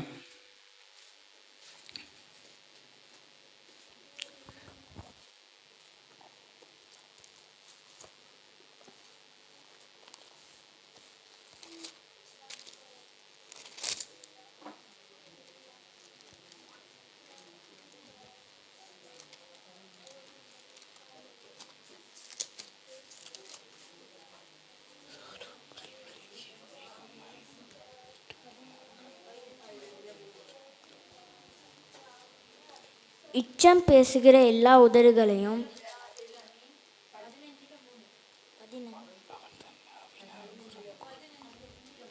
அவன் தன் நாவினால் புறங்கூறாமலும் தன் தோழனுக்கு தீங்கு செய்யாமலும் தன் அயலான் மேல் சொல்லப்படும் நிந்தையான பேச்சை எடுக்காமலும் இருக்கிறான். ஆமென். கர்த்தருக்கு விருப்பமா கர்த்தருடைய இது ஒரு பாட்டாகவே பெக்சன் பாடியிருக்கிறார். ஏன்னா கர்த்தருடைய கூடாரத்தில் தங்கி வாழ்பவன் யாருன்னு சொல்லி. அப்போ பாருங்கள் என்ன சொல்கிறாருன்னு சொன்னால், சங்கீதக்காரர் சொல்கிறார், தாவீது சொல்கிறாரு, அவன் தன் நாவினால் புறங்கூறாமலும் தன் தோழனுக்கு தீங்கு செய்யாமலும் தன் அயலான் மேல் சொல்லப்படும் நிந்தையான பேச்சை எடுக்காமலும் இருக்கிறான். அப்போ உங்களுக்கு ஆசீர்வாதம், தேவனுடைய கிருபை கிடைக்கணும்னு சொன்னால் நீங்கள் எந்த காரணத்தை கொண்டு அடுத்த பேச்சு பேசவே கூடாது. இருக்க முடியுமாம்மா? என்ன ஆண்டவர் என்ன இப்படியெல்லாம் பெரிய காரியத்தை சொல்லிவிட்டு இவ்வளவெல்லாம் செஞ்சு விட்டு நீ அதாவது அத்தா பாருங்கள், கசப்பு உடம்புக்கு நல்லதுன்னா கசப்பு என்ன கஷாயம் மருந்து இது தான் குடிக்கிறணும், அப்போ தான் உடம்பு நல்லா. உங்களுடைய ஆவிக்குரிய வாழ்க்கை நல்லா இருக்கணும்னா இந்த மாதிரியான கசப்பான காரியத்தை நீங்கள் செய்து தான் ஆகணும். ஆகும்போது தான் நம்முடைய வாழ்க்கை சிறப்பாய் அமையும், நம்முடைய வாழ்க்கை சந்தோஷமாக இருக்கும், சமாதானமாக இருக்கும். அப்போ இந்த காரியத்தை எல்லாம் நம்ம விட்டுட்டு ஞாயிற்றுக்கிழமை சேர்ச்சிக்கு வந்தால் மட்டும் கர்த்தர் நம்மளை ஆசீர்வதிப்பாரா? நம்மளுக்கு சமாதானம் வருமா? சந்தோஷம் வருமா? நீங்கள் சேர்ச்சிக்கு வராட்டி கூட பரவாயில்ல, ஆனால் இந்த காரியங்களை நீங்கள் செய்தாகணும். இந்த காரியங்களை செய்தீங்கன்னு சொன்னால் நீங்கள் ஆட்டோமேட்டிக்காக சேர்ச்சிக்கு வந்துடுறீங்க. அதுதான் நீங்கள் சேர்ச்சிக்கு வராட்டி பரவாயில்லன்னு நான் ஏன் சொன்னேன்னு சொன்னால், இந்த காரியத்தை நாங்கள் செய்தோம்னா நாங்கள் ஆட்டோமேட்டிக்காக சேர்ச்சிக்கு வந்துடுவோம். இன்றைக்கி எத்தனை பேர் இல்லை நம்ம சர்ச்சில், எவ்வளோ பேர் இல்லை? ஏன்? இந்த கர்த்தருடைய கிருபையை ருசி பார்க்காம அவருடைய கிருபையை சம்பூர்ணமாக 100க்கு 100 ருசி பார்த்துருந்தா இந்த காரியங்களெல்லாம் இந்த மனுஷன் செய்ய மாட்டான். அவன் கர்த்தருடைய சமூகத்தில் வந்து நிற்பான், கர்த்தர் வேணும்னு வந்து நிற்பான். அவன் என்ன செய்கிறான்? இன்னைக்கு போய் இந்த மாதிரியான காரியங்களை செய்து கொண்டு வெளியில் நின்றுக்கிட்டு இருக்கிறான். ஆகவே நீங்கள் கர்த்தருக்கு பாருங்கள், அடுத்தவன் விட்டு என்ன சொல்ல நிந்தையான பேச்சை என்ன சொல்ல எடுக்காமல் அயலான் மேல் சொல்லப்படும் நிந்தை, அவன் மேலே வேறொருத்தன் சொல்கிறத கூட நீ கேட்கக்கூடாதுங்கிறாரு. என்ன சொல்கிறார்? இப்போ உங்கள் மேலே பிரதர் இவர் ஒரு குற்றச்சாட்டு சொன்னால் கூட நான் கேட்கக்கூடாதுன்னு ஆண்டவர் சொல்கிறார். நீங்கள் அங்கே பாருங்கள் பிரதர், ஒரு சேர்ச்சிக்கு வராருங்கிறாரு, இவர் இந்த மாதிரி ஒரு காரியத்தை செய்துட்டாருன்னு இவர் என்கிட்ட சொன்னால் நான் கேட்கக்கூடாது. நான் என்ன சொல்லணும்னா, பிரதர் நீங்கள் நேராக அவர்கிட்ட சொல்லுங்கள், என்கிட்ட ஏன் சொல்கிறீங்க? அவர் உங்களுக்கு தானே பிள்ளை செஞ்சார். அப்போ நானும் ஆமாம் பிரதர் நான் பார்த்தேன், அவர் அப்படித்தான், அவர் இந்த மாதிரி தான் அப்படின்னு நானும் போட்டேன்னா போடக்கல. அது தான் அங்கே புறம் கூறுதல், அது போடக்கூடாது. நீ உங்களுக்கும் அவருக்கும் பிரச்சனை, நீ அவரோட பார்த்துக்க, ஏன் எனக்கிட்ட சொல்கிறீங்க? நம்ம பார்த்துருப்போம் தானே, நல்ல ஃப்ரெண்ட்ஸாக இருப்போம் நாங்கள் 2 பேரும். அவன்கிட்ட குறைய வந்து எனக்கிட்ட சொல்லுவாங்க, ஏன்னா நான் போய் அவர்கிட்ட சொல்லுவேன். எப்படி? இப்போ இவரும் நானும் நல்ல கூட்டாளி, அப்போ இவருக்கும் உங்களுக்கும் ஆகாது. அப்போ நீங்கள் என்ன செய்வீங்க? ரைட், இந்த மனுஷனுக்கு சொல்ல, இந்த மனுஷன்கிட்ட சொன்னால் இவரை போய் அங்கே சொல்லுவார். அப்போ வெடிக்கும். எப்படி? அப்போ வெடிக்கும். நான் 10 வச்சுட்டு வந்துட்டேன், இன்னைக்கு பார் எப்படி வெடிக்குது. யார் விட்டு வெடிக்கும்? நம்ம வாழ்க்கை தான் வெடிச்சு செய்தார். கர்த்தர் என்ன சொல்கிறார்? உன் இருதயத்தின் நினைவின்படி உனக்கு ஆகும் சார் சொல்கிறார். நீ அடுத்தவன் வாழ்க்கையை வெடிக்க வைக்கணும்னு நினச்சா ஓம் வாழ்க்கை தான் ஐயா வெடிக்கும். ஏன்? நீ அடுத்தவன், நீங்கள் உங்களுக்கு விருப்பமாக ஒரு மனுஷனோட உறவு கொண்டாடி வாழ்கிறதுக்கு சந்தோஷமாக சமாதானமாக வாழுங்க. அவரோட உங்களை ஏற்றுக்கொள்ளலையா? கர்த்தராக தான் சொல்கிறார், உன்னை ஏற்றுக்கொள்கிறவனை நீ ஆசீர்வதி, உன்னை சபிக்கிறவனை நீ சபி. நீங்கள் சபிக்க போகாதீங்க. உங்களுக்கு ஏற்றுக்கொள்ள விருப்பமா, அவரோட பேசி சந்தோஷமாக இருக்க முடியுமா? இருங்க, இல்லைன்னா அவரை விட்டு ஒதுங்கிடுங்க. அவருக்கும் நமக்கும் உறவு இருக்கட்டும், உறவு இருக்கட்டும். அவரோட எந்த தொடர்பும் நமக்கு தேவையில்லை. ஏன்னா அவரோட தொடர்பு வைத்து கொள்ளும்போது தான் நாங்களும் பாவத்தில் விழுந்து அவருக்கும் பாவத்தில் இருந்து கடைசியில் அவருக்கு வெடிக்க வச்ச வெடி எங்கள் வீட்டில் வெடித்து நாங்கள் சிதறி போக வேண்டிய நிலைமைக்கு ஆளாகிடுவோம். அதனால் இப்போ நான் சொல்லுவாங்க, நான் இன்றைக்கி நல்லா கணக்காக வச்சுட்டு வந்திருக்கேன், இவன் போய் சொல்லுவான், இவன் வருவான், இதுக்கு கணக்காக ரெடியாகி இருக்குவாங்க. ஆகவே கர்த்தருடைய பிள்ளைகளை உங்ககிட்ட யாராச்சும் குறை சொல்ல வந்தால் அடுத்தவனை பற்றி நீங்கள் நேராக சொல்லுங்கள், எனக்கிட்ட இதை சொல்ல வராதிங்க. நீங்கள் சம்மந்தப்பட்டவங்க நீங்கள் பிரிச்சுக்கிறீங்க, செஞ்சுக்கிறீங்க அப்படின்னு சொல்லி. எங்கள் வீட்டுக்கு பக்கத்தில் எங்கள் மச்சான் இருந்தார். மச்சான் இறந்து போயிட்டார்.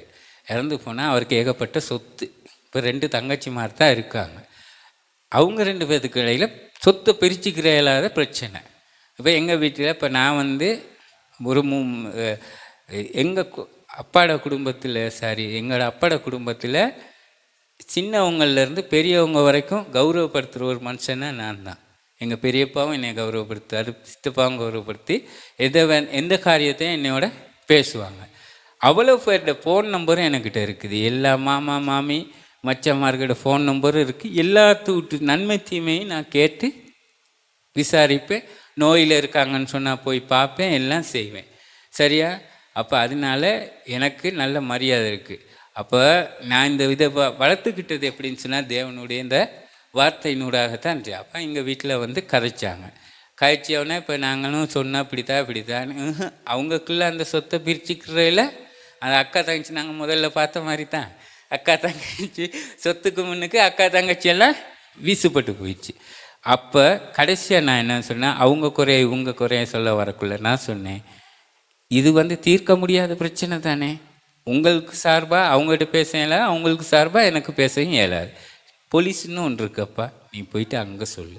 கோடுன்னு ஒன்று இருக்கு, அங்கே சொல்லு. அங்கே போய் உங்களுக்கு பிரச்சனைகளை முடிச்சுக்கிறங்க.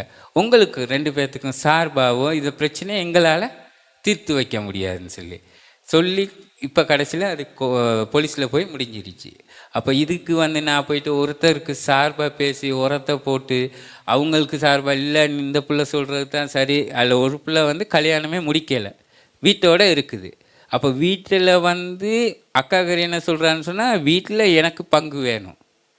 இவன் சொல்கிறா இல்லை நான் சின்னதுலேருந்து வீட்டிலோட இருக்கேன், வீட்டுக்குள்ள கடைசி ஆள்னா எனக்கு தான் வீடு சொந்தம்னு.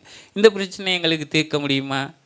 நம்ம போய் சொன்னோம்னா, நீ விட்டு கொடுக்காத, இந்த வீடு உனக்கு தான் சொந்தம், எந்த காரணத்தை கொண்டு எவனுக்கும் உன்னை அசைக்கலான்ட்டு அவருக்கு போட எழுமா? நமக்கு சட்டன்றது ஒன்று இருக்குல்ல, நீ போய் சட்டத்துக்கு போ. சட்டத்தில் என்ன தீர்ப்பாகுதோ அதை நீங்கள் எடுத்துக்கிறங்க. நமக்கு தீர்ப்பு சொல்ல முடியாது. அது மாதிரி எனக்கு எந்த பிரச்சனை வந்தாலும் நான் ஒரு உதாரணத்துக்கு சொன்னேன், நம்மக்கிட்ட வரும் பிரச்சனைகள். நாங்கள் ஆண்டவருக்குள்ள உண்மையாக இருந்து மக்கள் ஆக்கள் பார்க்கும்போது நாங்கள் ஒரு நியாயமான மனுஷன்னு சாதாரணமான, இப்போ பாஸ்டருக்கு வருது இல்லை, எவ்வளோ பிரச்சனைகள் வருது பாஸ்டர்கிட்ட.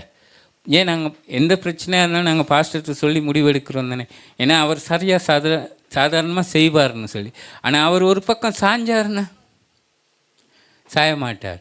அந்த நம்பிக்கை நமக்கு வரணும். அதே மாதிரி தான் கர்த்தரும் நேராக நிற்பார். நாங்கள் நேரான வழியில் நேரான காரியங்களை செய்யும்போதே கர்த்தர் எங்களுக்கு உதவியாக இருப்பார். ஆகாரமாக நாங்கள் யோசித்து இந்த காரியங்களை நாங்கள் செய்ய வேணும். அடுத்த இன்னும் ஒரு வசனத்தை நாங்கள் பார்ப்போம். நீதிமொழிகள் 10ஆம் அதிகாரம் 18வது வசனம் பாருங்க.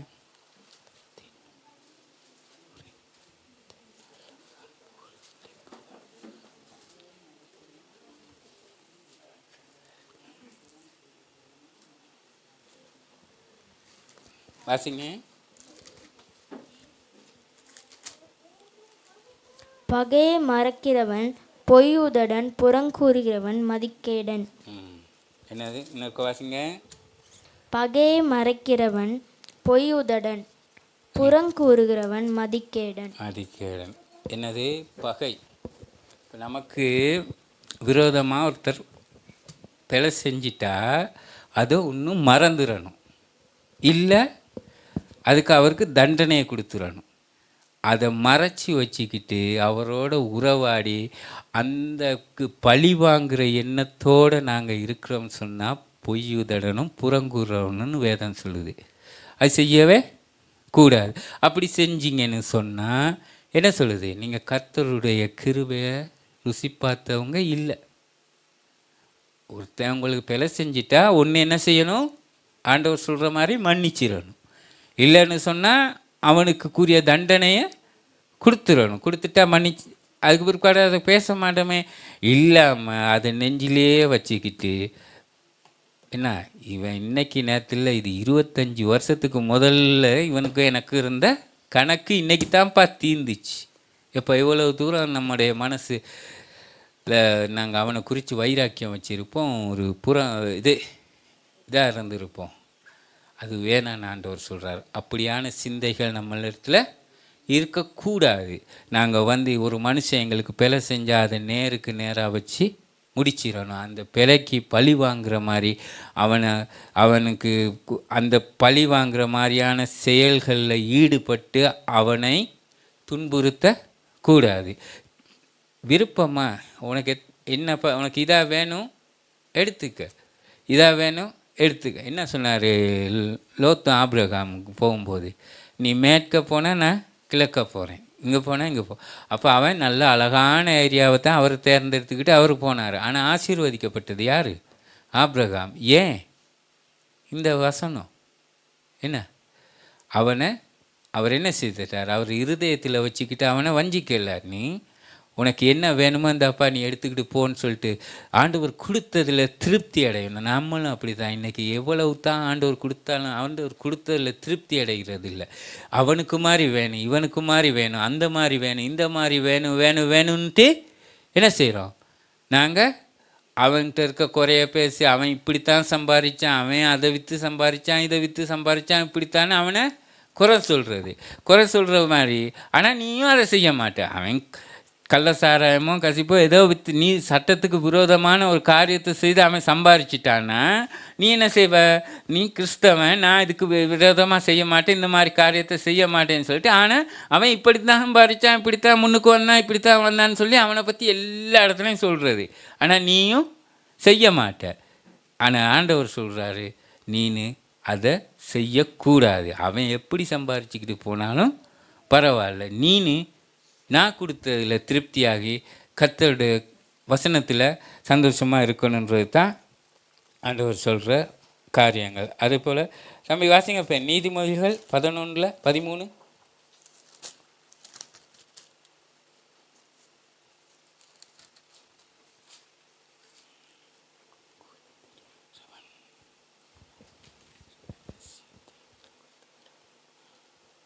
புறங்கூறி திரிகிறவன் இரகசியத்தை வெளிப்படுத்துகிறான், ஆவியில் உண்மையுள்ளவனோ காரியத்தை அடக்குகிறான். ஆமென். புறங்கூறி திரிகிறவன் ரகசியத்தை வெளிப்படுத்துகிறான். ரகசியத்தை வெளிப்படுத்துறதுனால தான் இன்றைக்கி நமக்கு இவ்வளோ பெரிய ஒரு பிரச்சனைக்கு முகம் கொடுத்துருக்குறோம். தேவன் ஒரு ரகசியம் சொன்னார்.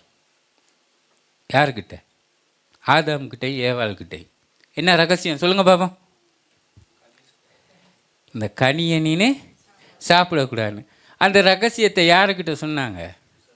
பிசாசுக்கிட்ட சொன்னாங்க. பார்த்தீங்களா? ரகசியத்தை நீங்கள் அம்பலப்படுத்தினா இதுதான் நடக்கும்.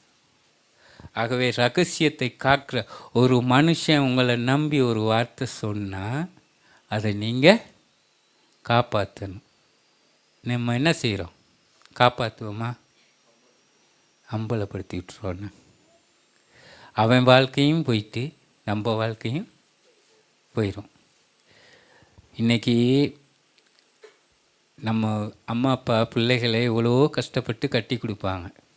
என்ன எவ்வளோ கஷ்டப்பட்டு எவ்வளோ விஷயங்களை மறைச்சி ரகசியம் சொல்லக்கூடிய விஷயங்களும் இருக்கும், சொல்ல முடியாத விஷயங்களும் இருக்கும். என்ன ரகசியமாக கட்டி கொடுப்பாங்க. நம்ம சொந்தக்காரன் ஒருத்தர் இருப்பான், இவனாச்சும் வந்து கல்யாணத்தன்னைக்கே அந்த ரகசியத்தை அவுத்து விட்டுருவான். இல்லையா? இப்படி நடந்திருக்கா இல்லையா? சொல்லுங்க பாப்போம். நிறைய விஷயங்கள் நடந்திருக்கு, எங்கள் குடும்பங்கள்லேயும் நடந்திருக்கு. அதாங்க கர்த்தர் எவ்வளோ நல்லவர்னு பாருங்கள். நம்ம நம்மளுடைய சின்ன சின்ன விஷயம் நாங்கள் நினைக்கிறோம் சின்ன விஷயம்னு தான். அந்த ரகசியம் இப்போ நான் பிரதர், நான் இப்படி ஒரு காரியத்தை செஞ்சுட்டு வந்துட்டேன், நான் இப்போ பிரசங்கம் பண்ணணும், எனக்கு மனசுக்கு சரியில்லை, நான் இப்படி தான் இந்த மாதிரி ஒரு பாவத்தை செஞ்சுட்டு வந்துட்டேன்னு உங்கள்கிட்ட சொல்கிறேன்னு வச்சுக்கோங்க. நான் பிரசங்கம் பண்ணிட்டுலாம் போனேன்னு, அவர் என்ன பிரசங்கம் பண்ணார்? அவர் இந்த மாதிரி ஒரு காரியத்தை செஞ்சுட்டு தானே வந்தார் அப்படின்னு என்கிட்ட சொன்னார்னு சொன்னால், நான் இங்கே பேசினது இல்லைன்னா இன்னும் அர்த்தம் நீங்கள் கேட்க போகிறீங்களா? நீங்கள் இந்த வார்த்தைகளை கேட்டு மனம் திரும்பி, ஆண்டவரே நான் இவ்வளவு பேசிட்டேன், இதில் கொஞ்சமாச்சு நினச்சிக்கிட்டு நீங்கள் வீட்டுக்கு போயிட்டு திருந்த போகிறீங்களா? இல்லைண்ணா. அப்போ அந்த ரகசியத்தை அவர்கிட்ட நான் சொன்னேன், அவர் காப்பாற்றுவார்ன்ற நம்பிக்கை இல்லை. சரியா? அப்போ நான் உண்மையாக இருக்கணும், கர்த்தருக்கு உண்மையாக இருக்கணுங்கிறதுக்காகத்தான் அவர்கிட்ட நான் சொல்லிட்டு வரேன் இந்த ரகசியத்தை. இது தான் பிரதர், இப்படி ஒரு பிழை மேலே நடந்து போயிடுச்சு, நான் இனிமேல் இதை செய்யாமல் இருக்கிறதுக்கு நீங்களும் ஜெபம் பண்ணுங்கள், நானும் ஜெபிக்கிறேன், நான் இதை திருத்திக்கிறேன்னு பிரதர்னு உங்கள்கிட்ட நான் சொல்லிட்டு வந்துட்டு நான் பிரசங்கம் பண்ணும்போது இப்படி நடந்தால் எப்படி இருக்கும்? ஆகவே அன்னைக்கு பாருங்கள், ஆதாமும் ஏவாள் செய்த அந்த ரகசியத்தை வெளியிட்டதுனால யார்? தந்திரமாக சாத்தான் அந்த ரகசியத்தை வைத்தே நம்மளை ஏமாற்றி இன்றைக்கி இந்த நிலைமைக்கு ஆளாக்குன. ஆகவே கர்த்தர் உங்களுடைய வாழ்க்கையில் செய்கிற காரியங்களை நீங்கள் ரகசியமாக, சாட்சி வேற, ஆண்டவருக்குள்ளே இருக்கிற ரகசியம் வேற. நீங்கள் ரகசியம் கர்த்தருக்குள்ளே நீங்கள் உங்களுடைய அந்த ஆசீர்வாதத்தின் ரகசியத்தை நீங்கள் பிடிச்சிக்கிறீங்க. இந்த காரியங்களை செய்யும்போது தான் அதுதான் ரகசியம். என்ன, நீங்கள் இந்த 5 காரியத்தை நீங்கள் சரியாக செஞ்சீங்கன்னா அதுதான் உங்களுடைய ரகசியம். அதை நீங்கள் அம்பலப்படுத்தும் போது அது இல்லாமல் போயிடும். அதாவது புறங்கூறாமல் இந்த காரியங்களை ரகசியமாக நீங்கள் வைத்துக்கொள்ளுங்க. அன்றைய நாளில் தேவன் கொடுத்த அந்த ரகசியத்தை நாங்கள் இல்லாமாக்குறதுனால புறங்கூறி ரகசியங்களை அம்பலப்படுத்த வேணான்னு சொல்லி வேதம் சொல்கிறார். அதே மாதிரி அப்போ கடைசியாக வாதிங்க பார்ப்போம். நீதிமொழிகள் 25:13. கோடை காலத்தில் உறைந்த மழையின் குளிர்ச்சி எப்படி இருக்கிறதோ அப்படியே உண்மையான ஸ்தானாபதியும் தன்னை அனுப்பினவனுக்கு இருப்பான். அவன் தன் எஜமான்களுடைய ஆத்துமாவை குளிர பண்ணுவான். 25:23 தானே? இல்லை, 23. வடகாற்று மலையையும் புறங்கூறுகிற நாவு கோபமுகத்தையும் பிறப்பிக்கும். அதாவது வடக்காற்று மலையை கொய்ய செய்யுமா. காற்று வந்து வடக்காற்றில் வாடைக்காற்று தான். அந்த காற்று என்ன சிலுன்னு காற்று அடித்தா நம்ம என்ன சொல்கிறோம்? மழை கோவுதுன்னு சொல்கிறோம் தானே. அது மாதிரி தான் புறங்கூறுகிற நாவு வந்து கோபத்தை பிறப்பிக்கும். நாங்கள் புறம் பேச என்ன நடக்கும்னு சொன்னால் கோபம்தான் வந்து சரி. கோபம் வந்துச்சுன்னு சொன்னால் எல்லாமே இல்லாமல் போயிடும். ஒரு நாட்டில் ஒரு ஜனாதிபதி கோபப்பட்டார்னா எப்படி இருக்கும்? ஒரு ராஜா கோபப்பட்டார்னா எப்படி இருக்குமா? வீட்டில் கணவன் மனைவிக்கு இடையில் கணவனுக்கு கோபம் வந்தால் எப்படி இருக்கும்? மனைவிக்குள்ள வந்தால் அப்படி இருக்கும். அது எப்போ வருதுன்னு சொன்னால் புறங்கூறுறதுனால. அடுத்தவனை பற்றி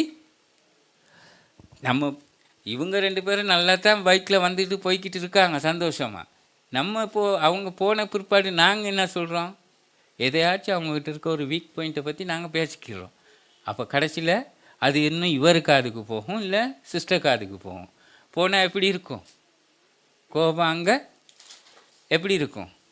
அதுதாங்க சொல்கிறது. பாருங்கள், நாங்கள் அந்த புறங்கூறுன்ற அந்த சின்ன விஷயத்தை நாங்கள் சின்ன விஷயமாக நினச்சி சந்தோஷப்பட்டுக்கிட்டு போயிடுவோம். ஏன்னா அடுத்தவங்களை பற்றி கழித்து சந்தோஷப்பட்டுக்கிட்டு போயிடும். அது நமக்கு ஒரு சின்ன சந்தோஷம்தான் தரும். ஆனால் மற்றவங்களோட வாழ்க்கையில் எவ்வளோ தூரம் பெரிய பாதிப்புகளை ஏற்படுத்துது. கடைசி நேரத்தில் அவங்க மரணிக்கிற தருவாய்க்கு கூட போய் சேர்ந்துடுறாங்கன்னா, தற்கொலையில் கொண்டு போய் கூட அந்த ஒரு சிலரோட புறங்கூறுதல்னால போய் சேர்ந்துடுறாங்க. அந்த பாவம் யாரை வந்து சேரும்? நம்மளை தான் வந்து சேரும். அப்போ நாங்கள் போயிட்டு அங்கே உள்ளுக்கு போது தேவன் என்ன சொல்வார்? நீ அவனை கொண்டு போட்டு இங்கே எங்கே வந்த அப்படிம்பாரு. ஆனால் அவன் செத்ததுக்கும் எங்களுக்கு எந்த சம்பந்தமும் இல்லைன்னு நாங்கள் நினச்சிக்கிட்டு இருப்போம். ஆனால் நாங்கள் சொன்ன அந்த புறங்கூறி ஒரு மனுஷன் மனதை வேதனைப்படுத்தி அவன் தற்கொலை பண்ணி செத்தான்னு சொன்னால் அது நம்ம கொலை செஞ்சதுக்கு தான் சமம். அப்போ நம்ம கையால் கொலை செஞ்சால் மட்டும் இல்லை, பொய் சொல்லி புறங்கூறி இந்த காரியங்களை செய்கிறதும் கொலை செய்கிறதுக்கு சமம். ஆகவே என் அருமையான சகோதரர்களே, நீங்கள் இந்த காரியம் 5ஐயும் உங்களுக்கு நல்லா ஞாபகம் வச்சுக்கிறீங்க.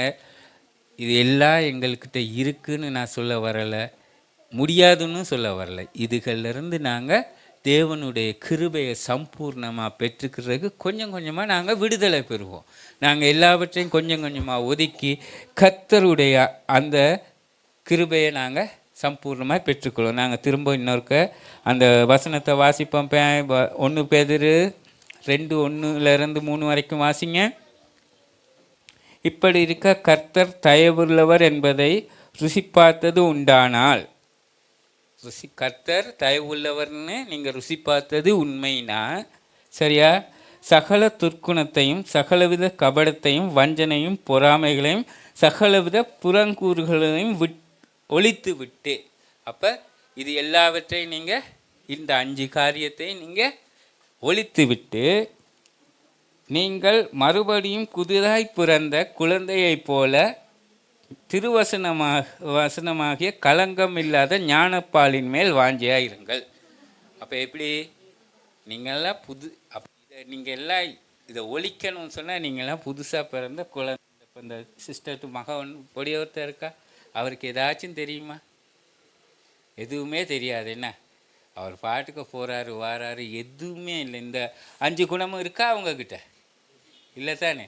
அவங்க மாதிரி வாழணும்னு தேவன் சொல்கிறார். அப்போ அப்படி நீங்கள் வரணும்னு சொன்னால், அப்போ அந்த அம்மா வந்து அந்த பிள்ளைக்கு பால் கொடுத்து வளர்க்குறாங்க.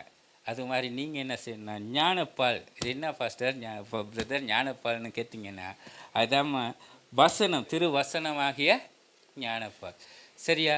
திருவசனம். அப்போ அது என்று பாருங்கள், சங்கீத புஸ்தகம் 1ஆம் அதிகாரத்தில் 1வது 2வது வசனத்தை வாசிங்கப்ப.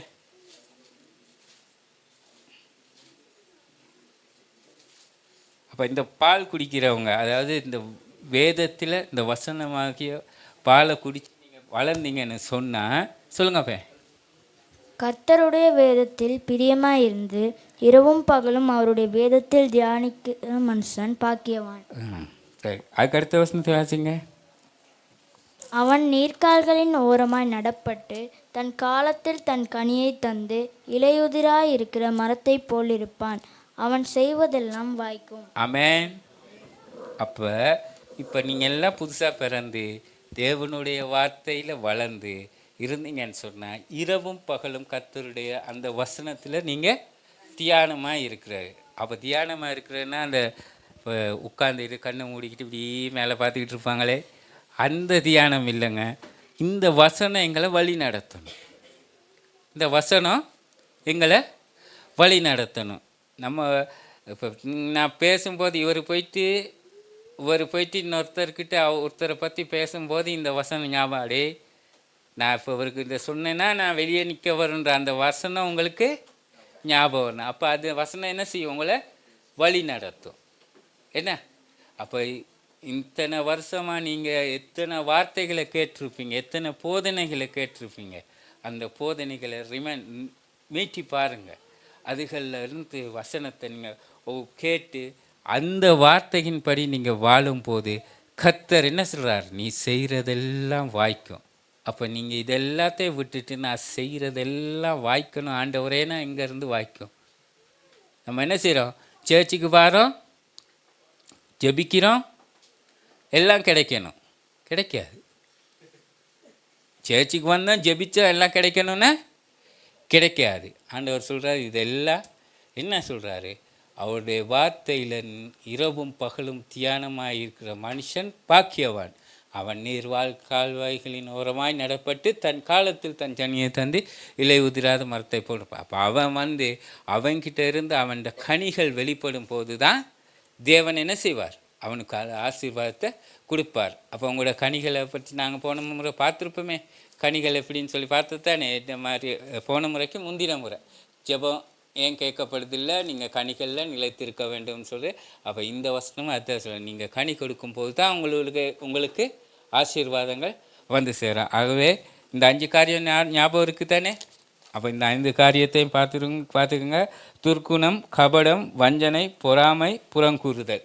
இந்த 5 இல்லாட்டி தான் நீங்கள் சம்பூர்ணமாக தேவனுடைய கிருபையை ருசி பார்த்தவர்களாக இருப்பான். கிருபையை ருசி பார்த்துருந்தால் இது 5 இருக்கக்கூடாது உங்ககிட்ட. அதுதான் விஷயம். நீங்கள் தேவனுடைய கிருபையை ருசி பார்த்துருந்தால் இந்த 5 இருக்கக்கூடாது. ஆகவே நாங்கள் தேவனத்தில் நாங்கள் ஜெபிப்போம். இந்த காரியங்களில் ஆண்டவர், நாங்கள் பலவீனமாக இருக்கிறோம் ஆண்டவரே, இந்த காரியங்கள் எங்களுக்கு கிடைக்கிறதுக்கும் நாங்கள் இந்த காரியத்தில் இந்த வசனத்தோடாக கடந்து போக எங்களுக்கு உதவி செய்யுமாறு கேட்டு ஜெபிப்போம். அருமையான தகப்பனே சுவாமி, நீ இந்த வார்த்தையை கொடுத்தபடினாலே உமக்கு நன்றி ஐயா. இந்த வார்த்தையில் சொல்லுகிறது போல் ஆண்டவரே, உம்முடைய கிருபையை நாங்கள் ருசி பார்த்தவர்களாய் இருக்கும் பட்சத்தில் தேவ தகப்பனே, இந்த காரியங்கள் எங்களிடத்தில் இருக்க முடியாது ஆண்டவரே. கர்த்தாவே சுவாமி, துர்க்குணம், கபடம், வஞ்சனை, பொறாமை, புறங்கூறுதல், இந்த காரியங்கள் எங்களிடத்தில் அநேகமாக இருக்கிறது ஆண்டவரே. இவற்றிலிருந்து விடுதலை பெற என் தேவ தகப்பனே நீர் எங்களுக்கு கிருபை செய்தருளும் ஆண்டவரே. வசனம் சொல்கிறது, பலவீனத்தில் என் பலன் பூரணமாய் விளங்கும் என்று. ஆகவே ஆண்டவரே, இந்த பலவீனங்களிலே உங்களுடைய பலன் எங்களுக்கு பூரணமாய் விளங்கி ஆண்டவரே, இவற்றிலிருந்து விடுதலை பெற நீர் எங்களுக்கு கிருபை செய்தருளும். உம்முடைய ஆசீர்வாதத்தை சம்பூர்ணமாய் அனுபவிக்க உதவி செய்தருளும். இயேசு கிறிஸ்துவின் நாமத்தில் ஜெபிக்கிறேன் ஜீவனுள்ள நல்ல பிதாவே, ஆமென். ஆமென். நல்ல ஒரு வார்த்தை கூட நம்ம கடந்து சென்றோம். யாவரும் எழுப்பி நின்று நாளில் பொதுகளுக்காக ஜெபிப்போம். பொதுகளுடைய ஊழியங்களை தேவன் ஆசீர்வதிக்க வேண்டும் என்று நம்ம யாவரும் கரங்களை உயர்த்தி நம்ம தேவனிடத்தில் ஜெபிப்போம். ஆண்டவரை ஜெபிக்கிறோம். ஆண்டவர் இந்த நாளில் ஆண்டவரே போதகருக்கு ஆண்டவரே நீர் ஆண்டவரை கொடுத்த வசனத்துக்காக ஆண்டவர் ஸ்தோத்திரிக்கிறோம். ஆண்டவரே போதகர் கூட ஆண்டவரே நீர் ஆண்டவர் 5 காரியங்களை ஆண்டவரே நீர் பேசின கிருபைக்காக ஸ்தோத்திரம். ஆண்டவரே அந்த 5 காரியங்களும் ஆண்டவரே சரியாக ஆண்டவரை கடைபிடிக்க ஆண்டவரே நீர் நம்மளுக்கு ஆண்டவரே பலத்தை கொடுங்க. ஆண்டவரே விசேஷமாக ஆண்டவரே போதகருடைய ஊழியங்களை ஒப்புக் கொடுக்கிறோம் சுவாமி. இன்னும் ஆண்டவரே செல்கிற இடங்களில் ஆண்டவரே உடைய நாம மகிமைப்பட இந்த தமது ஊழியக்காரனை எடுத்து பயன்படுத்துங்க சுவாமி. ஆண்டவரே அவர் செய்கிற அனைத்து காரியங்களும் ஆண்டவரே ஆசீர்வாதம் சமாதானம் ஆண்டவரே உங்களுடைய பிரசன்னம் கிருபை ஆண்டவரே அவரோடு இருப்பதாக ஆண்டவரே நீ ஆண்டவரே அவருடைய குடும்பத்தை ஆசிரியங்க ஆண்டவரே என்னையும் ஒன்றும் குறை இருக்காதபடி நிறைவாக வளர்த்துங்க. இயேசு கிறிஸ்து நினைநாத்தில் ஜெபிக்கிறேன் எல்லாருமே பிதாவே ஆமென். இது காணிக்கை வேலையாக இருக்கிறது. கரங்களிலே காணிக்கைகளை ஏந்தி கொள்ளுங்க. நம்ம மத்தியில் இந்த நாளிலே விக்டர் அண்ணா இருக்கிறார். விக்டர் அண்ணா ஜெபம் செய்யும் பொழுது அவரோடு நம்ம இணைவோம். ஆம் தகப்பனே சுவாமி, நீங்களே ஆண்டவரே இந்த காணிக்கை கர்த்தர் ஆசீர்வதிங்க. தன்னுடைய உழைப்பின் ஆண்டவரே சுவாமி கர்த்தாவே சுவாமி உழைப்பினால் ஆண்டவரே சுவாமி அதை ஆண்டவரே சுவாமி தன்னுடைய கரத்திலே எடுத்து ஆண்டவரே சுவாமி உமக்கு கொடுக்குறாங்க. ஆண்டவரே சுவாமி அதை கர்த்தர் ஆசீர்வதிங்க. அவருடைய குடும்பத்தில் இருக்க எல்லா தேவைகளை கர்த்தர் நிறைவு செய்யுங்க. ஆண்டவரே ஆம் தகப்பனே எல்லா தேவைகளையும் கர்த்தர் சந்தித்து அவர்களை ஆசீர்வதித்து பயன்படுத்தும்படியாக ஜெபிக்கிறோம். ஆண்டவரே ஆண்டவரே சுவாமி இன்னுமாய் அவர்களை கர்த்தாவே பெருக பண்ணுங்க. அவருடைய தொழில் செய்கிற காரியங்கள் எல்லாவற்றையும் கர்த்தர் ஆசீர்வதித்து வழி நடத்துங்க. எல்லா தேவைகளையும் கர்த்தர் சந்திங்க. நீங்களே பொறுப்படுங்க, வழி நடத்துங்க. இயேசுவை ஜெபிக்கிறோம் நல்ல பிதாவே. பாடல் பாடும் பொழுது காணிக்கைகளை செலுத்தும்.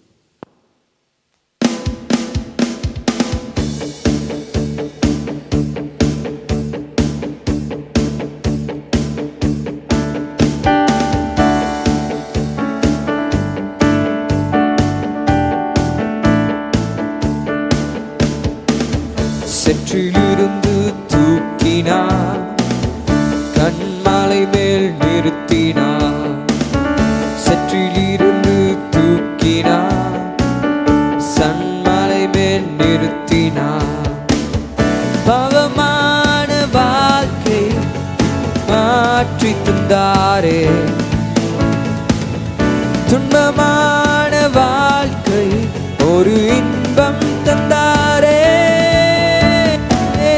பாவமான வாழ்க்கை இன்று மாற்றி தந்தாரே, துன்பமான வாழ்க்கை ஒரு இன்பம் தந்தாரே. அவரந்தன் கண்மலை, அவரந்தன் கண்மலை, அவரந்தன் கண்மலையானார். ஓ அவரந்தன் கண்மலை, அவரந்தன் கண்மலை, அவரந்தன் கண்மலை ஆனார்.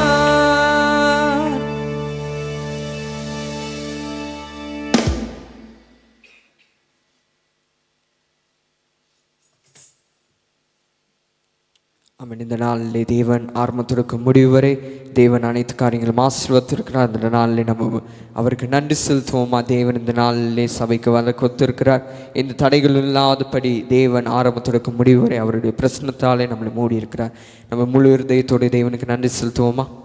ஆண்டவரே உம்மை ஸ்தோத்திரிக்கிறோம். ஆண்டவரே உம்மை துதிக்கிறோம். ஆண்டவரே நீர் ஆண்டவரே செய்திருக்கிற நன்மைகளுக்காக ஆண்டவரே உம்மை ஸ்தோத்திரிக்கிறோம். ஆண்டவரே விசேஷமாக ஆண்டவரே இந்த நாளிலும் ஆண்டவரே உம்முடைய சமூகத்துக்கு வந்து ஆண்டவரே உம்மை துதிக்க, ஆண்டவரே உம்மை பாட, ஆண்டவரே உம்முடைய வசனத்தை கேட்க, ஆண்டவரே உம்முடைய நாமத்தை மகிமைப்படுத்த ஆண்டவரே கொடுத்த ஸ்லாக்கியத்துக்காக ஆண்டவரே தருணத்துக்காக ஸ்தோத்திரிக்கிறோம். ஆண்டவரே வருகிற காலங்களிலும் ஆண்டவரே நம்மளை அனைவரும் ஆண்டவரே ஒரு குடும்பமாக இணைந்து இந்த ஸ்தலத்திலே ஆண்டவரே உம்மை ஆராதிக்க, உம்முடைய நாமத்தை மகிமைப்படுத்த நீர் உதவி செய்ய. ஆண்டவரே குடும்பங்களிலும் ஆண்டவரே ஷாலோம் என்கிற ஆண்டவரே சமாதானம் ஆண்டவரே இருக்க தமது செய்யுங்க. இயேசு கிறிஸ்து நாமத்தில் நல்ல பிதாவே ஆமென். மகன் வார்த்தையை சொல்லும் பொழுது ஆமென் என்று சொல்லுவோம். கர்த்தர் நீ ஆசீர்வாதத்தை காக்க கடவர். கர்த்தர் தம்முடைய முகத்தை பிரகாசிக்க நம்ம கிருபையா இருக்க கடவர். கர்த்தர் தம்முடைய முகத்தை பிரசன்னமாக்கணும், சமாதானம் கட்டளையிட கடவர். ஆமென். தாவீது கற்பித்த ஜெபத்தை சொல்லுவோம். என் ஆத்மாவே கர்த்தரை ஸ்தோத்திரி, என் முழுவதுமே அவருடைய பரிசுத்த நாமத்தை ஸ்தோத்திரி. என் ஆத்மாவே கர்த்தரை ஸ்தோத்திரி, அவர் செய்த சகல உபகாரங்களையும் மறவாதே. ஆமென். God bless you.